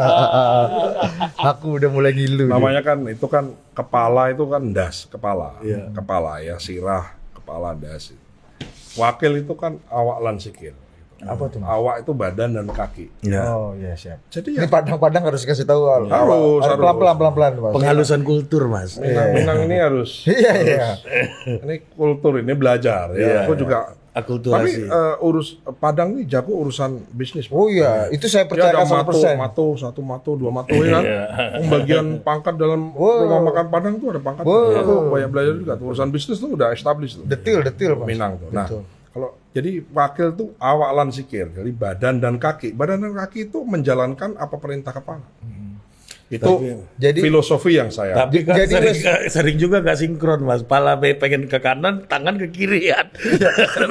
akibatnya kalau kita lihat berita nih Mas, Nabrak kan. beberapa wakil bupati udah laporin wakil bupati ke polisi. Ini apa-apaan? Kayak pilkada baru Ada beres. kawan saya nyetir itu tuh Mas, ya kan? Gue maksudnya ke kanan katanya. Itu sering terjadi Mas. Iya. Satu kalimat. Kalau wakil berkeinginan jadi kepala baru kacau. Berkeinginan boleh, tapi tidak boleh dilahirkan. Masih dilahirkan tuh dalam bentuk satu kegiatan. Ya kan orang boleh dong bercita-cita jadi Bermanuver lah ya. bermanuver tuh nggak boleh. Ya maksudnya gini, berkeinginan kan boleh dong. Kamu kita sholat tahajud doa ya semoga saya jadi bupati, saya wakil, jadikanlah saya bupati boleh. Boleh. Tapi bermanuver dalam bentuk lahiriah gitu. Nah, itu nggak boleh. Karena pada dasarnya kan itu tadi tujuan utamanya itu kan menggerakkan organisasi. Gitu. Jadi karena kalau nggak kita kayak Sudan itu, ya jenderal sama jenderal dua-duanya pengen jadi panglima semua, akhirnya perang Pak. Itu yang rugi siapa? Yang rugi rakyat. Apa yang dibutuhkan untuk jadi ke badan dan kaki ini apa Mas? Yang paling penting. Kebijaksanaan dan kearifan. Ya, karena belum tentu, Kesabaran katanya. karena belum tentu belum tentu semua politisi ini punya fatsun dan kebijaksanaan kayak Mas Dar ini bos, ya kan? Ketahanan ini kan yang udah terbiasa dalam chain of command. Pak Prabowo. Bukan gini, kita anggaplah Kan kasarnya. pengen juga kawan Mas, ya kan? Katakanlah kita bodoh-bodohan lah. Misalnya katakanlah seorang wakil itu berkeinginan jadi menteri. Apa yang bisa dikerjakan? Gak ada. Kan keputusannya jari presiden, Pak. You jadi menteri, you jadi wakil. Mau manuver, bikin isu kanan kiri, tak guna. Tak guna, malah mendegradasi posisi dia. Tuh. Ini kan banyak orang terjebak di situ. Dan nggak kenal Prabowo sama Pak Prabowo gitu-gitu nggak kenal tuh Mas ya? Bukan, maksudnya jangan dikira terus kemudian manuver kanan kiri, kemudian berarti udah ganti aja. Kan nggak begitu. Ini kan jarinya presiden ini kan sakti Pak nih. Oh iya, kamu menteri, kamu wakil. Terus dia, manuver kamu ketemu partai Pak, kan nggak ngaruh bos. Iya. Karena keputusan jarinya presiden ini yang menentukan. Nah, maksud saya, ya siapapun yang mau bupati, mau siapapun itu. Dan begitu pun juga sebaliknya, nggak manuver tapi kalau presiden kepikiran dia kerjain itu kan. Oh iya. Mas ya. Masalahnya gini Mas, kadang-kadang kode dari presiden ini di masa-masa mungkin sebelum-sebelumnya di era kerajaan ini ya. Iya kan? Era Mungkin Majapahit, Brawijaya, Brawijaya, ya kan, Singosari, ya kan. Keraton ini kan. Keraton ini ya, tapi ya. Iya kadang-kadang dia ini suka di pepet-pepet. iya memang. Kayak saya masuk ke tempatnya Gusti Bre Mas di Solo itu. Makin sebut banyak orang. Iya kan? Saya masuk gerbangnya aja suasananya udah tung tung tung tum. Ada back sound gitu di kepala. Dalam harus langkahnya harus nggak bisa gini-gini nggak bisa Bang. Harus Kanjeng Gusti. Kanjeng. Ketemu Kanjeng Gusti, bro santai aja lu. Gitu. Tapi kembali Bang, kadang-kadang kita kan dapat sur juga dari presiden. Kadang-kadang ada yang mungkin ya atau pimpinan rajanya bagus. Jadi boleh Pak. Ya, saya juga ada dengar kayak begitu tuh emang betul. Pak Prabowo tipe gitu nggak? Enggak. Iya. Gitu Mas. Kadang-kadang nih inisiatif bukan dari wakil ini mungkin, tapi kena sur juga sama kawan kan di atas ini kan. Iya. Pak Prabowo tuh kadang-kadang orang jangan-jangan membaca, Pak Prabowo nih muji-muji aku mulu nih depan menteri-menteriku misalnya gitu. Ini dalam konteks Kan dulu kan Pak Prabowo yang jadi, tapi yang korban juga ada dari partai Pak Wamen kan. Siapa? Enggak Apa nih? Yang korban juga hilang dari peredaran. Jujur gue nggak ngerti yang ini. Ya ada di luar Nggak, skenario. maksud saya. Siapa sih? Oh, Korban sur, kan? ini ditit ya, ditit. Apa ini ya? Korban Iya, sur. sensor. Korban sur. Iya, iya. Iya. Gua takut. Gua agak ngeri loh, Aku mau Bang. nutupi mata. Iya, iya. Nanti kami jamin ini selama kami punya kuasa atas editor ini, Mas. Tenang aja, Mas. Ini tenang. Aman, Mas. Mas. Sensor titit. Dan itu kan mulut saya, bukan mulut Mas Daryono kan. Mas Daryono kan harus bijaksana. Enggak. Gini aja, maksudnya gini, kita bicara sesuai porsi lah. Ya. Ya kan, kita mesti mesti ngaca juga. Tapi Ya. dalam pengamatan nih Mas, permainan manuver tuh ada kelihatan Mas. Yang mau mencoba bermanuver menurut Mas Daryono sebagai orang yang dekat sama Pak Prabowo. Gini bro, kalau aku tuh punya sifat, ya saya merasa menyifati diri saya tuh Dari Pak ke bos ke bro nih. Udah di sini nih. Iya kan? Dia udah di sini nih, Bos. Jadi ada prinsip gini, kalau pekerjaan bisa dikerjakan orang lain, ngapain kita kerjain? Kalau satu urusan sudah diurusi orang lain, ngapain kita ikut ngurusin? Ya. Kalau satu persoalan sudah menjadi domain dari orang lain, ngapain kita ikut ngurusin? Jadi aku orangnya nggak kepoan. Oh, nggak semuanya kayak Mas. Ini aja udah nggak habis-habis urusan nih kan. Balesin WhatsApp 30.000 aja capek Bos, dari. ternyata di situ nggak semuanya yang kayak Mas Dar. Udah lari. Life is too short. Ya, gitu. Orang bilang kan life is too short, order dessert. Jadi kita di saat umur kita yang pendek ini ya kita pesan dessert, pesan sesuatu yang enak, menyenangkan hati kita. Ya, Jadi, apalagi udah didata kan. Udah didata apa yang menyenangkan hati kita, Iya, ya kan? bagus juga gue pengen contoh tuh tirakat. Ya masalahnya gini, kita kalau nggak kan kita akhirnya mengerjakan sesuatu yang mungkin kita nggak suka, kita nggak cocok, ya. Malah jadi penyakit. Malah kan? jadi penyakit, entah jadi sakit apa, jadi bisul, jadi apa ya. Iya, tapi kadang-kadang nih anak buah kita nih kan banyak juga hal yang mereka nggak suka kita suruh kerjain ke lu. Katanya gitu kan gimana tuh Mas? Kalau itu kan kewajiban. Oh beda, tuh Ini kewajiban. kan hal yang disukai. Kan? Oh iya. Kan ada juga yang kita kerjakan sesuatu yang nggak kita sukai, tapi karena itu suatu pekerjaan ya kita kerjakan. Ya dong, misalnya apalah gitu kita suruh kerjain sesuatu yang nggak gue banget, tapi ini masalah tugas nih, ya sudah. Misalnya ada orang sebetulnya mungkin malas pidato. Kan ada misalnya contoh beberapa aku baca di sosmed kepala daerah yang mungkin public speakingnya nggak bagus gitu ya. Tapi orang tuh seneng sama dia dan dia tuh pro sama rakyat. Tapi memang mungkin performa di depan kamera aja mungkin yang kurang. Tapi sebetulnya dianya orangnya bijak dan bagus misalnya. Kan, tapi mau nggak mau kan dia mesti pidato Pak. Karena dia pemimpin kan. Nah itu kan mungkin dia nggak suka, tapi wajib dia harus lakukan gitu. Meskipun jadinya kurang menarik. Walaupun jadinya kurang menarik. Tapi ada yang menarik saya mau tanya ke Mas Dar. KDM ini Iya, gue baru mau nanya. kawan Mas Dar ini Iya, kan? iya. Kalau bahasa ini sirkus Apa everyday nih. katanya? Nggak boleh main handphone, nggak boleh main apa gitu. Ya, ayatnya, ya. Aduh, bahasa Sundanya susah kita. Susah, Dan beliau susah. kan fase kan. Mau bahasa dibawa ke barak militer nih gimana Mas? Ya gimana Mas? Pendidikan barak militer nih gimana Aku Mas? pribadi ya, Iya, pribadi saya setuju. Sekarang gini, orang boleh kritik, ini nggak bener nih militer saya. Terus apa caranya? Orang yang kritik tanya, caranya apa? Parenting. Diskusi, persuasi. Emaknya jadi lawan bos orang-orang itu. Enggak, kira-kira waktu dia tawuran nih bawa celurit tuh, emaknya larang nggak? Masa nggak? Pasti dilarang bos. Iya. Mas, orang Mungkin kayak itu background, iya betul. Mas pengamat pendidikan beberapa ada yang ngomong ini nanti setelah dimasukin barak militer ini sama KDM, ini anak-anak nih keluar dari barak militer dengan kemampuan tentara dan kedisiplinan sehingga mereka tawuran jadi lebih paten Mas. Iya.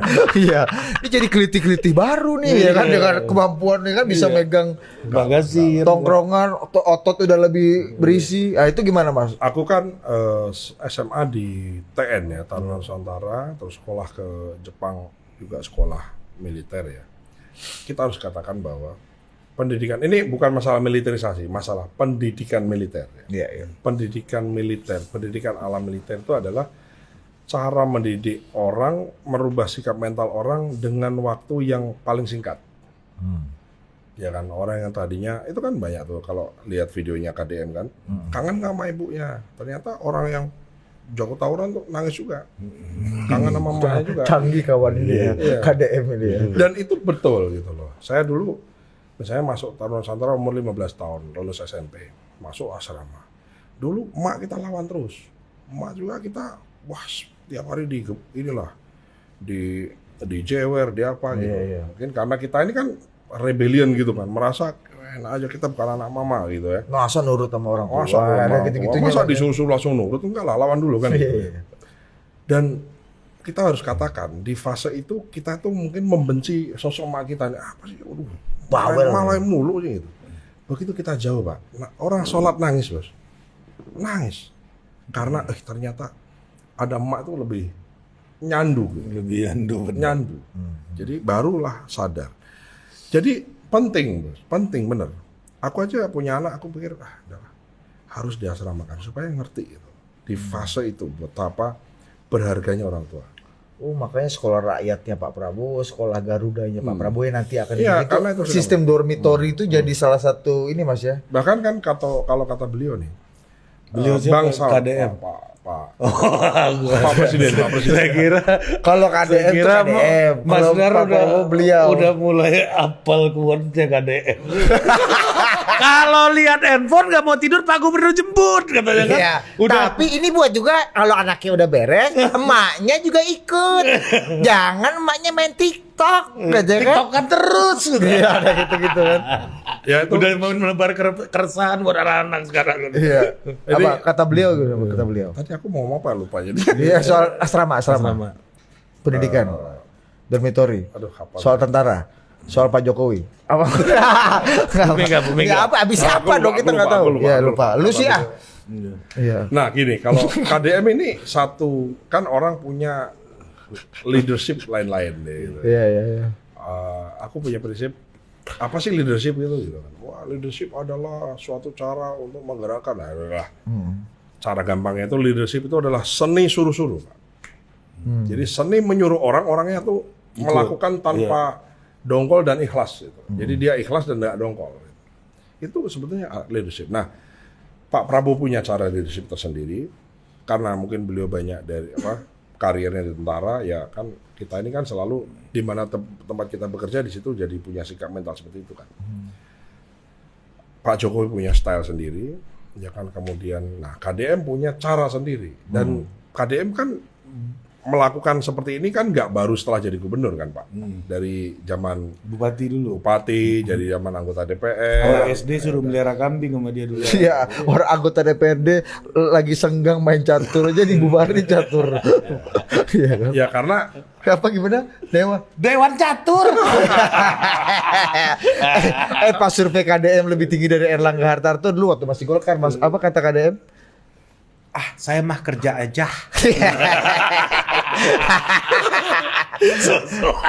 Tapi aku sebagai sesama kader Gerindra happy. Itu gebrakannya lumayan. Wah rame Pak. Yang komentar bukan orang Jawa Barat aja, orang Jawa Tengah, Jawa Timur rame. Sadis juga komentarnya bos. Iya. Tapi Pak Prabowo suka nggak kadernya ada yang ini kan lagi-lagi bicara outshine.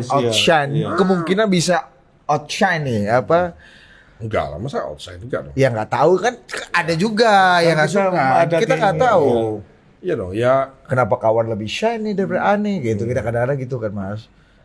Kalau menurut saya tuh gini ya, insecure itu ya, tapi Pak Prabowo itu itu another level lah. Iya. Sorry lah. Iya jangan ya itu sama-samain sama kawan-kawan ini ya. Disama-samain Dulu, lah ya. Betul. Setuju. Jokowi aja. Udah Pak Prabowo kan pengennya udah pidato di PBB, di UN, di Davos gitu kan Mas. Ya, dulu Gini-ginian sirkus-sirkus gini kan. Apalagi kan. Ya. Pak Jokowi aja dulu udah didukung kan, ngalahin Pak Prabowo udah pernah lewat lah ya Mas ya. Situasi kayak melihat orang lain. Saya kira iya semua orang itu kan punya style, terus seiring berjalannya waktu semua orang punya kedewasaan, cara-cara sendiri. Makanya relatif orang semakin usia semakin tambah tuh kan semakin arif. Itu hukum hukum statistiknya lah gitu. Walaupun mungkin ada 1-2 persil yang enggak, tapi secara statistik orang makin berumur tuh kan makin wise. Ya kan karena makin banyak pengalaman hidup yang dilalui kan. Jadi kalau menurut saya, aku sebagai kader Gerindra satu grup sama KDM ya, aku sangat bangga lah, seneng lah. Apapun itu adalah cara dia memimpin Jawa Barat dengan sesuai kultur dan cara dan berpikirnya orang Sunda. Kearifan lokal. Kearifan lokalnya dapat banget cara. Nggak ke Inggris. Ya, memang mesti. Ya kan, ini kan masalahnya kan memang KDM yang diuruskan, ya kan, policy ya, tapi most likely kan persoalan-persoalan mendasar rakyat begini. Iya benar. Yang memang mesti turun, mesti datengin rumahnya, kadang mesti berantem debat sama warga situ, mesti berantem sama preman di situ, dan dia nggak ada takut Pak. Ini truk tonasenya berapa? Ayo kita cek tonase. suruh ngecek tonase truk ini. Ya pasti melanggar lah. Bingung juga nih kan. Ini mana? Udah tonasenya berapa? Katanya kan. Iya suruh naik tonase ini kan. Orang bingung juga. Anak buah dia kan. Waduh nggak bawa alat ukur nih Kang ya kan. Iya. Dan dia datang ke pasarnya diberesin. Aku ketua asosiasi pedagang pasar, aku udah ke pasar itu, emang kacau pasar itu, saringin itu. Cara persuasi dari Ono ini jangan-jangan belum tentu ya aku kan dulu nggak ada gitu kan. pasar, kita kan ini aja advokasi. Oh iya, diskusi minta. Civil society lah dulu. Jadi memang, jadi eksekutif itu ternyata memang lebih efektif untuk menyelesaikan banyak persoalan. Kemampuan teken ya Mas ya. Teken, keputusan, dikerjakan, perintah ke bawahan, jalan semua. Maksud saya, makanya banyak orang dari advokasi, mau advokasi hukum, advokasi perempuan, advokasi lingkungan, advokasi pasar, advokasi petani, dan lain-lain tuh begitu masuk ke eksekutif enak kita. Karena kita ngerti apa yang kita bela. Oke. Gitu dong. Tadinya kan kita usul-usul gitu kan. Usul-usul, demo-demo, demo. Usul itu kan eskalasi berikutnya demo Pak, karena memaksakan usulannya kan. Iya. Nah, tapi ya kalau udah kita paksa, udah demo nggak dikerjakan kan mau bikin apa? Nah maka kekuasaan politik penting. Aku selalu mengatakan ya semua itu political. Aku boys dari Belanda. Terus si Wageningen researchernya dia cerita sama saya. Jadi dia bilang, oh ini bagus kalau sawit ini intercropping sama padi, nanti sama jagung, nanti sama sapi, sama ini, sama. Saya bilang, dan kita sudah kerjakan. Hasil risetmu di tahun lalu, kita sudah ambil modelingnya, dan kita sudah perintahkan ke jajaran penyuluh pertanian, dibantu sama tentara untuk ngurus padi gogo di lahan sawit, dan nanam jagung di lahan sawit menggunakan, didorong atau dibantu sama kawan-kawan dari polisi. Dan produktivitas kita naik 51% untuk beras, 39% untuk jagung. Produktivitas nasional kita naik di periode yang sama, kuartal pertama naik 51 beras dan 39 jagung. Aku bilang sama mereka. Jadi saya mau bilang kepada mereka, riset penting, menciptakan model yang benar itu penting. Nah, supaya bisa langsung dikerjakan apa caranya? Caranya political will. Kehendak politik. Kerjakan. Dari eksekutif terutama. Iya, kerjakan. Butuh apa? Aturan, bikin aturan, selesai. Karena kalau enggak kita nih diskusi aja, enggak, maksudnya gini, bisa dikerjakan tapi dengan volume, dengan jumlah, dengan luasan yang terbatas. Tapi begitu political will bisa langsung kita se-Indonesia. Pentingnya makanya berkuasa. Makanya pentingnya berkuasa dan pakai kekuasaan itu untuk kebaikan. Nah, gitu Bos. Kita mau geser nih ke Mas Dar di Jawa Tengah nih. Ini kan tadi bilang kalau makin panjang perjalanan, makin berusia, kita punya kearifan dan wisdom yang ini nih ya. Gimana Mas? Pengalaman ini kan juga bukan pengalaman yang lama juga buat Mas Dar megang partai dalam sebuah teritorial besar, wilayah sebesar Jawa Tengah gitu Mas, dan melewati 2 kali pemilu yang ampun-ampunan nih. Dan Pilpres, Pileg dan Pilkada. Politik Jawa Tengah membesarkan saya ya. Harus aku itu. Jadi saya aku merasa mendapatkan banyak hal yang tadinya nggak ngerti jadi ngerti, dan ngertinya tuh sambil jalan itu. Misalnya contoh waktu ya kan aku sempat disuruh untuk maju gubernur misalnya, dan nggak jadi gubernur tuh tidak saya sesali sama sekali. Saya nggak. Saya selalu mengatakan saya punya patron namanya Pak Prabowo. Apapun yang menyenangkan hati beliau saya kerjakan. Sesimpel itu. Nah, tapi saya surprise gitu. Begitu mundur tuh orang nangis Bos. Itu aku kaget tuh. Ya kita kan nggak tahu ya. Aku nggak pernah lihat juga orang tuh. Nangis. Kok Anda menangisi saya? Dan nangisnya bukan nangis pura-pura ini. Bukan nangis pura-pura. Udah peluk-peluk nangis. Kok menangisi saya gitu. Saya merasa tidak berbuat banyak sama orang-orang itu. Maksudnya saya nggak merasa nggak gaji, nggak ngidupin mereka, nggak. Saya berbuat baik aja gitu. Nah itu satu pengalaman apa istilahnya, psikologi politik ya. Ternyata memang ujungnya Pak ya, saya punya satu kesimpulan, politik itu adalah pertemuan. Jadi ketemu, di situ timbul rasa suka, rasa cinta, rasa empati, rasa. Nah dari situ kemudian ada orang namanya loyalitas dan seterusnya itu karena ada pertemuan. Jadi mau nggak mau, memang dalam politik ini mau nggak mau mesti ketemu banyak orang. Ketemu banyak orang, merasakan susahnya orang, merasakan keluh kesahnya orang, kemudian sebisa mungkin kita beri kebaikan. That's it, itu aja. Ada yang dengan cara macam-macam begitu ya, tapi aku memandang dalam kapasitas pengalamanku yang sebentar itu aku lihat di situ. Dan saya menyukai itu. Iya. Ketemu orang saya suka, saya nongkrong di warung ngobrol makan rame-rame saya suka. Kadang-kadang kita makan sambil panggil organ tunggal, terus kita nyanyi-nyanyi lagu-lagu campur sari misalnya gitu, dan semua orang happy. Aku suka. Jadi selain memang kebutuhan kita berpolitik, tapi juga menyenangkan hati kita. Iya, kalau dulu kan Mas Dar mungkin pemandangannya ada banyak orang nangis untuk Pak Prabowo, bukan nangis untuk Mas Dar. Ini kan juga experience baru kan Mas? Betul. Experience baru. Itu sangat sangat merubah saya. Orang ngeploi Pak Prabowo kan, tepuk tangan Pak Prabowo pidato, orang keploan kan dulu Mas Dar. Gitu. Ya sekarang kan jangan Mas Dar juga dapat keploan gitu kan. Itu memang saya kira apresiasi tertinggi ya. Kalau relasi sama para pemain-pemain di Jawa Tengah gimana Mas melihat? Ini kan juga ada Indonesia Mini nih kan. Ya, apresiasi tertinggi seorang orang yang berkecimpung di dunia politik itu adalah apresiasi dari orang-orang yang dari mendapatkan rasa cinta yang besar dari orang-orang. Itu apresiasi yang tinggi ya. Karena rasa cinta itu tak ternilai ya.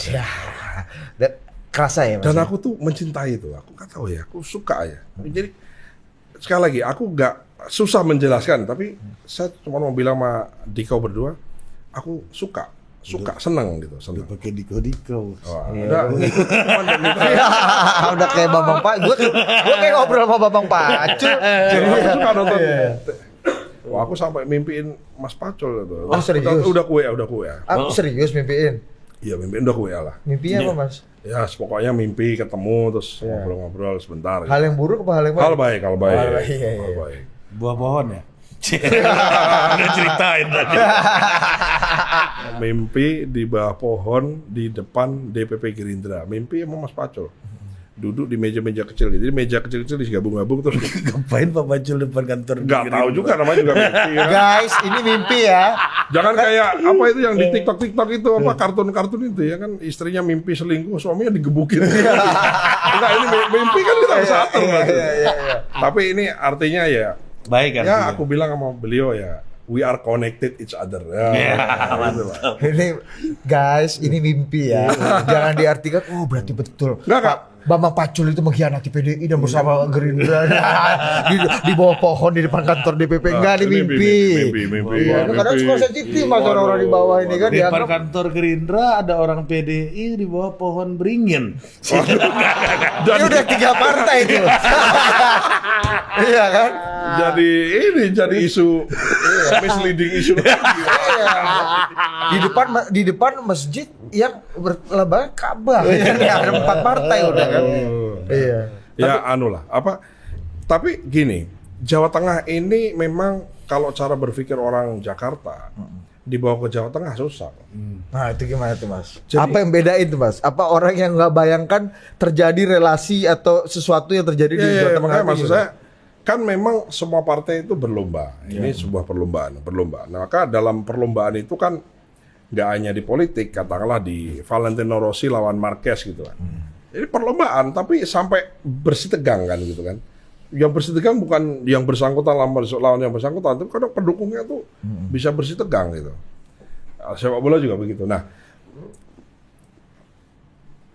budaya itu kalau di Jakarta mungkin, kalau di Jawa Tengah itu somehow ya ada panggungnya, selesai panggung ya sudah gitu. Kita jadi pribadi masing-masing yang semua saling menghormati, yang kadang-kadang cara kita, misalnya cara saya menghormati Mas Pacul misalnya, itu nanti begitu katakanlah jumpa atau apa, interpretasi Jakarta itu beda lagi. Gitu.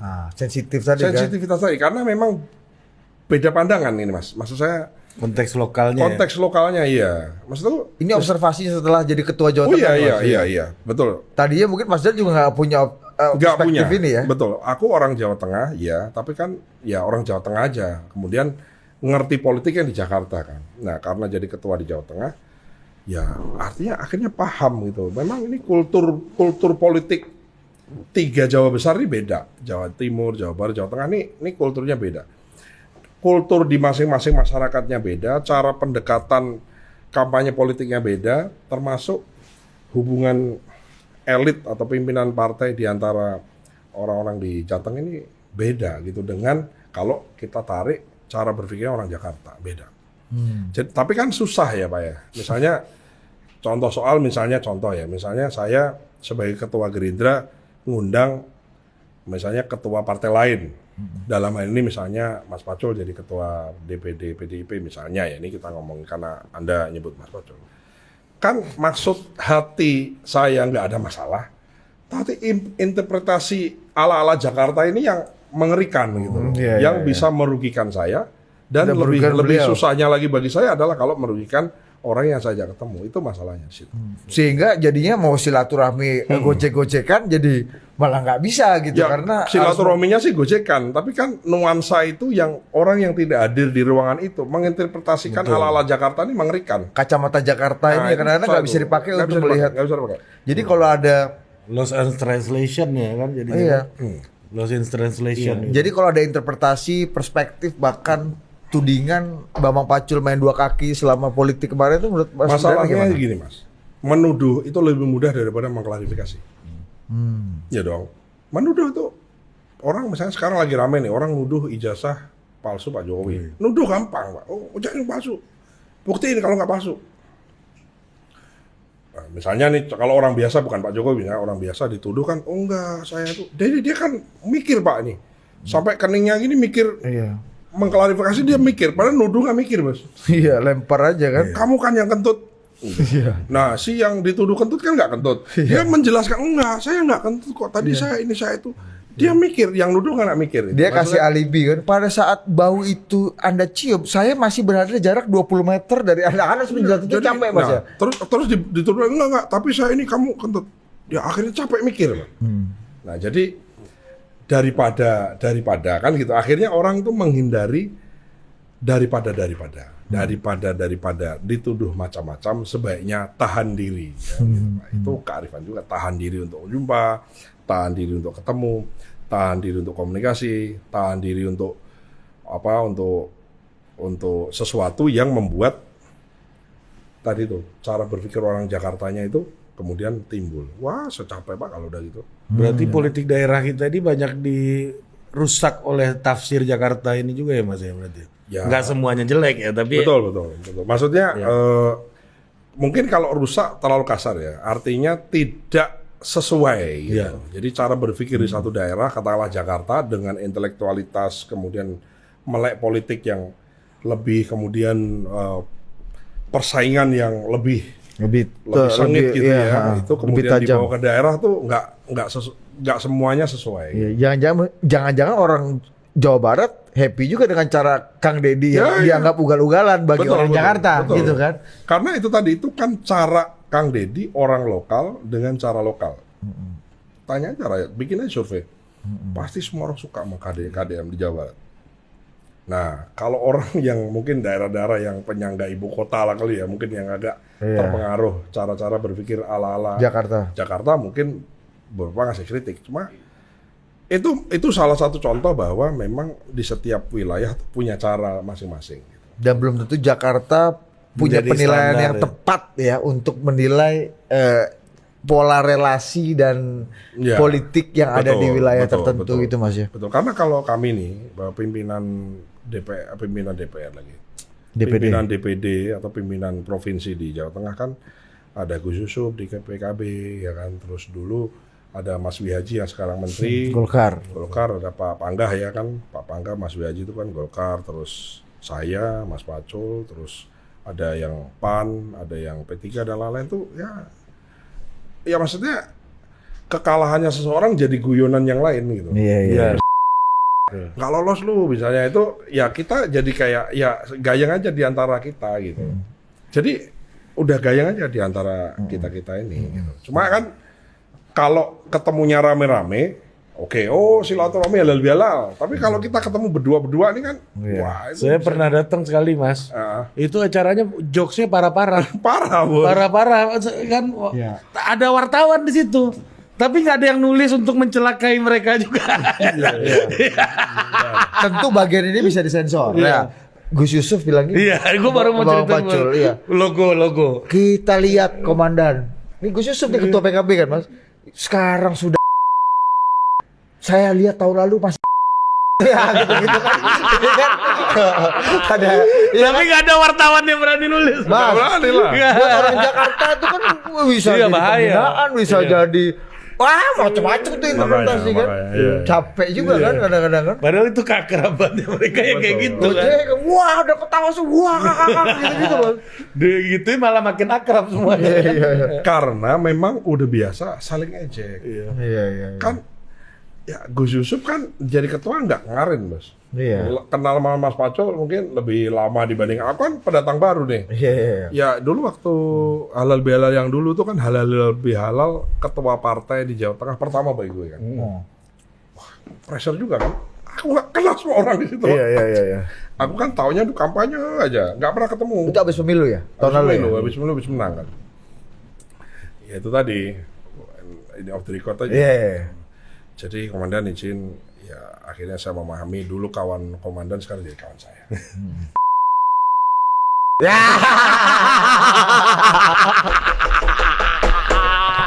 Itu tentu kita sensor. Bagi Anda yang ingin tahu apa percakapannya, salah Anda sendiri. Ya, jadi terus ketawa semua.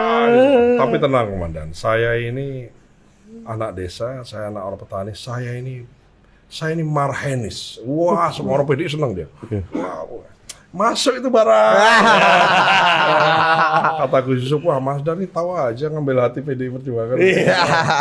Gitulah. Jadi oke lah sebetulnya. Itu tadi cara berpikir itu. Itu menurut saya bagus tuh kalau dikeluarin ya. Dan cara berdiplomasinya beda semua. Beda, ya, navigasinya beda. Betul.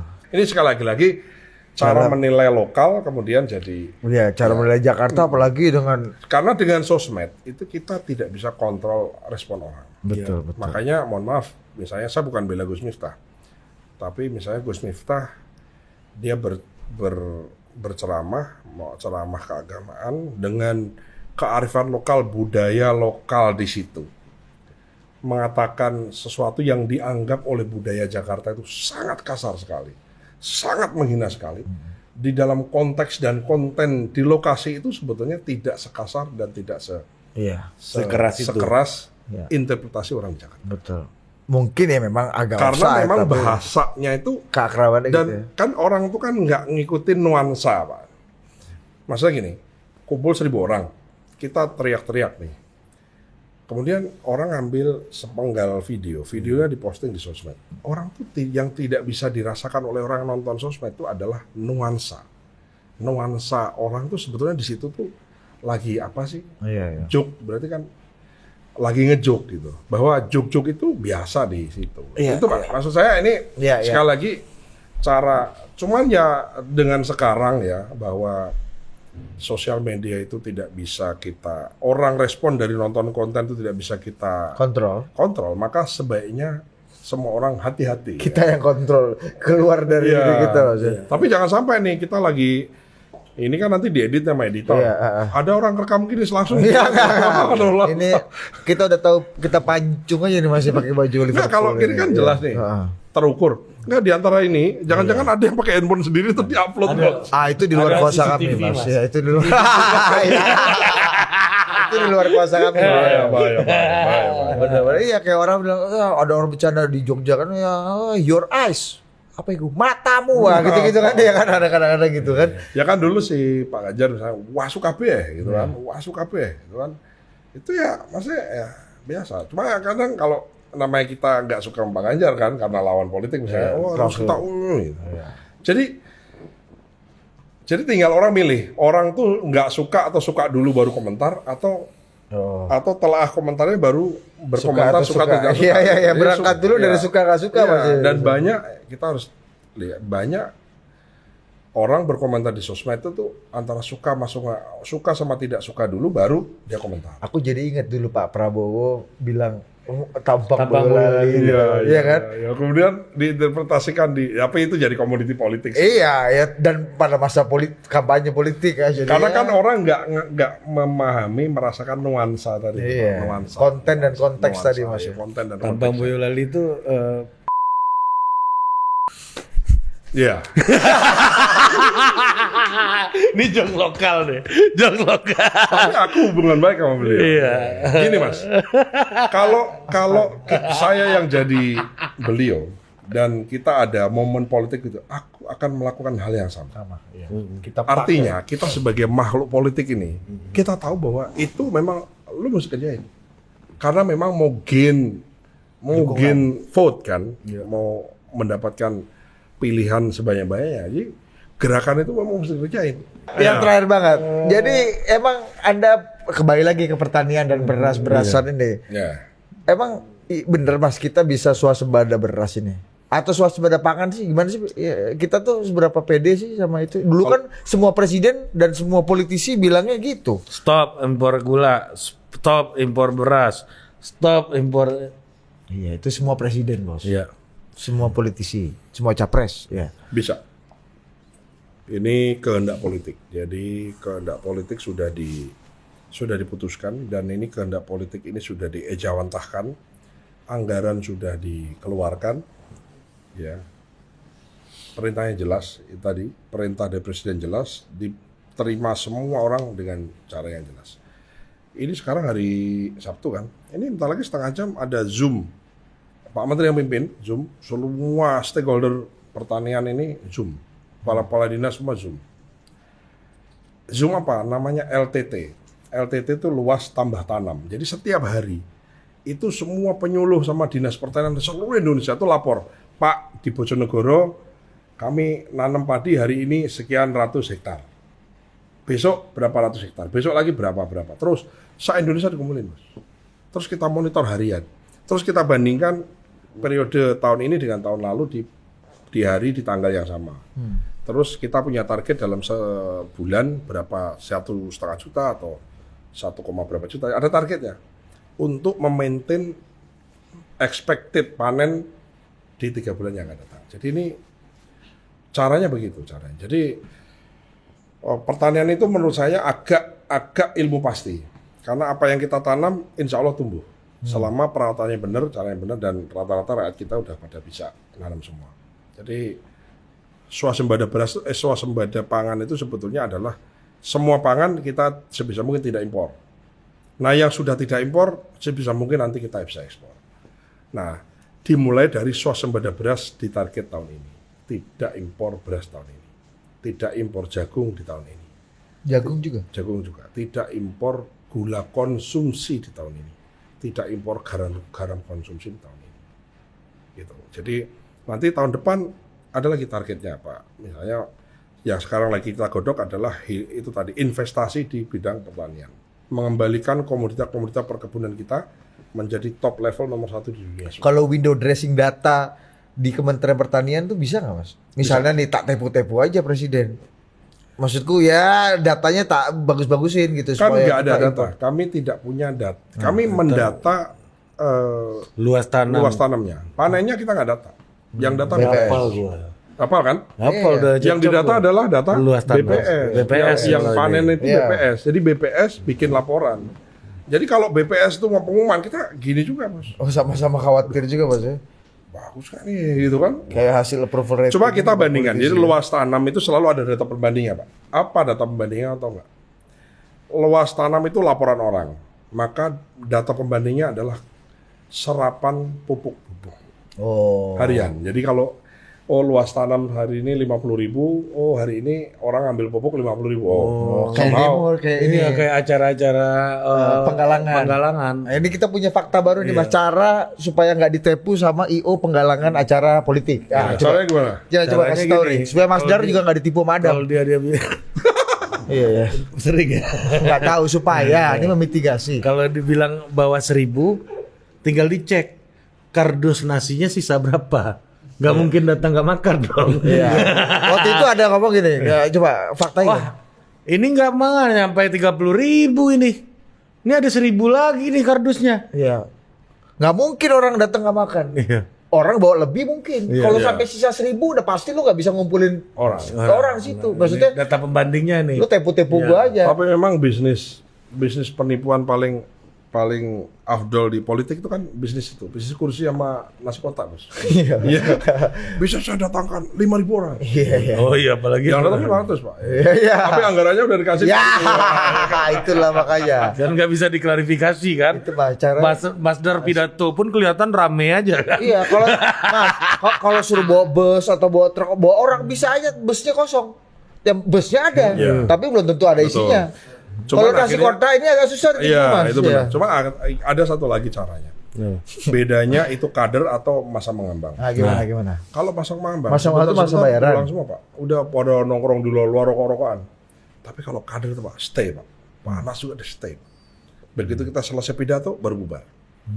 Paten, Pak. Dan Gerindra sudah di level itu. Ya, Disitulah kita tahu berapa yang dibayar kan. Iya datang. Kan sebetulnya bukan berarti orang datang karena dibayar. Iya, maksudnya ya. Ini inilah. mobilisasi, Mas. Mobilisasi lah. Kadang-kadang diajak Kan suka pasti nggak ngerti. dioplos itu kan. Lu daripada nongkrong, ya kan kadang-kadang gini Mas kawan kan belum tentu ada bayaran. Lu daripada nongkrong sini nggak jelas ikut gua lah gitu kan. Dia nggak Aku ngerti ada apa-apa. pengalaman kampanye Akbar Pak Prabowo sama Mas Gibran di Simpang 5 Semarang. Aku kan mobilisasi orang. Aku siapin bis. Udah data nih, bis isinya 45 orang. Misalnya. Ada Pak, anaknya ikut. Nggak ke data kan, namanya kan nggak ke data. Iya. Begitu pulang, kan namanya udah bubar nih, terus orang nyari bus kan. Begitu pulang, hilang orangnya. Jadi si orang yang, jadi bapaknya bilang, anak saya tadi ikut. Nah. Nggak ada namanya Pak. Nggak, tadi ikut. Oh, iya. Tapi namanya nggak ada. Ya tadi ikut kata. Ini Nama malah- siapa? Ditungguin, cari. Ada lah, waktu itu 15 orang hilang. Cari. Kebanyakan anaknya. Nggak, ada yang orang tua, ada yang anak, ada yang anaknya ikut, bapaknya mau ikut gitu. Iya. Nah, hilang. Dari 15 turun. Kan ketemu. Jadi mereka ada yang duduk di mana, kita samperin. Terus terakhir tuh hilang 3. Tahu nggak? Karena dia nggak ketemu bisnya, dia nge-bis, Pak. Dia pulang sendiri. Ketekan. Iya. Maksudnya ya ada gitu, ada begitu. Iya. Malah surplus ya Mas. Ya? Itu surplus. Kalau mau bikin chaos acara orang bisa juga Mas. Gimana? Caranya? Gimana? Pak, amplopnya situ. Ada Pak. Iya Pak. Iya. Ada provokator gitu. Iya. Langsung gembos itu Mas. Iya, langsung gembos 30% tuh kan. Jadi memang Satgas itu penting. Untuk kalau menjaga ini orang ya. cuma ngumpul-ngumpulin gitu ya bubar, Pak. Harus ada pasukan. Jadi misalnya, Harus ada fear ini Mas. iya ya. dong. Misalnya yang kita kumpulin 50.000, itu pasukan inti minimal 10.000 sendiri. Iya. Itu betul-betul harus, iya dong. Kan, Iya. sebetulnya tujuan kampanye apa sih, Pak? Kan nggak mungkin you meyakinkan 50.000 itu, enggak kan? Iya. Itu kan cari Bandwagon. shoot. Iya. Bandwagon. Iya, bandwagon. Optik. Sama orang pulang dari situ tuh merasa glory. Iya. Menang ini Gerindra ini. Yakin kan? Menang Prabowo nih kan. Iya kayak kampanye Anies di JIS itu semua yakin Mas mereka menang itu waktu itu. Kata Ari. Iya. Bang, ini Bang surveinya Bang. Itu survei Konglo. Itu dia. Mana ada orang yang nggak Konglo bisa mampu bayar survei Bang. Kenapa yakin semua ente Anies menang 1 putaran ini kan? Tapi itu nggak hanya calon presiden, calon bupati, calon gubernur, calon DPR aja itu. Semua caleg yakin diri, jadi membayangkan dirinya jadi. Iya, termasuk ada yang percaya nun sewu misalnya orang jual-jual suara mungkin metode misalnya Dulu botol. Mas Dar 2019 percaya survei nggak Mas? Kalau nggak mau dijawab nggak apa-apa. Survei Konglo itu. Oke. Oke, terima kasih Mas. Sudah terlalu banyak ngalor ngidul kita. Sampai jumpa Terima lagi. kasih Mas Dan. Sehat selalu. Mas, kita tuh Mas kasih dulu sapa pakai bahasa Jepang dulu. Say goodbye. Nonton Total Politik pakai bahasa Jepang juga kasih. Tuh, sedikit Mas, sedikit. Buat Pakai bahasa Jepang Iya, ya? iya, iya. Konnichiwa, watashi wa Sudara no Tomushimasu. Fuku no Gyufuku Daijin de Total Politik mete kudasai YouTube de mete kudasai. Ini kapan ini? Iya. Ditayang ini kapan? Segera. Mau sugu nih YouTube nih mete kudasai. Sayonara, arigatou gozaimasu. Dia jelek-jelekin kita juga kita nggak tahu bos. Ya bisa aja dia oleh membrengsek ini anak-anak dua ini Total Politik. Oke, kita tutup dulu.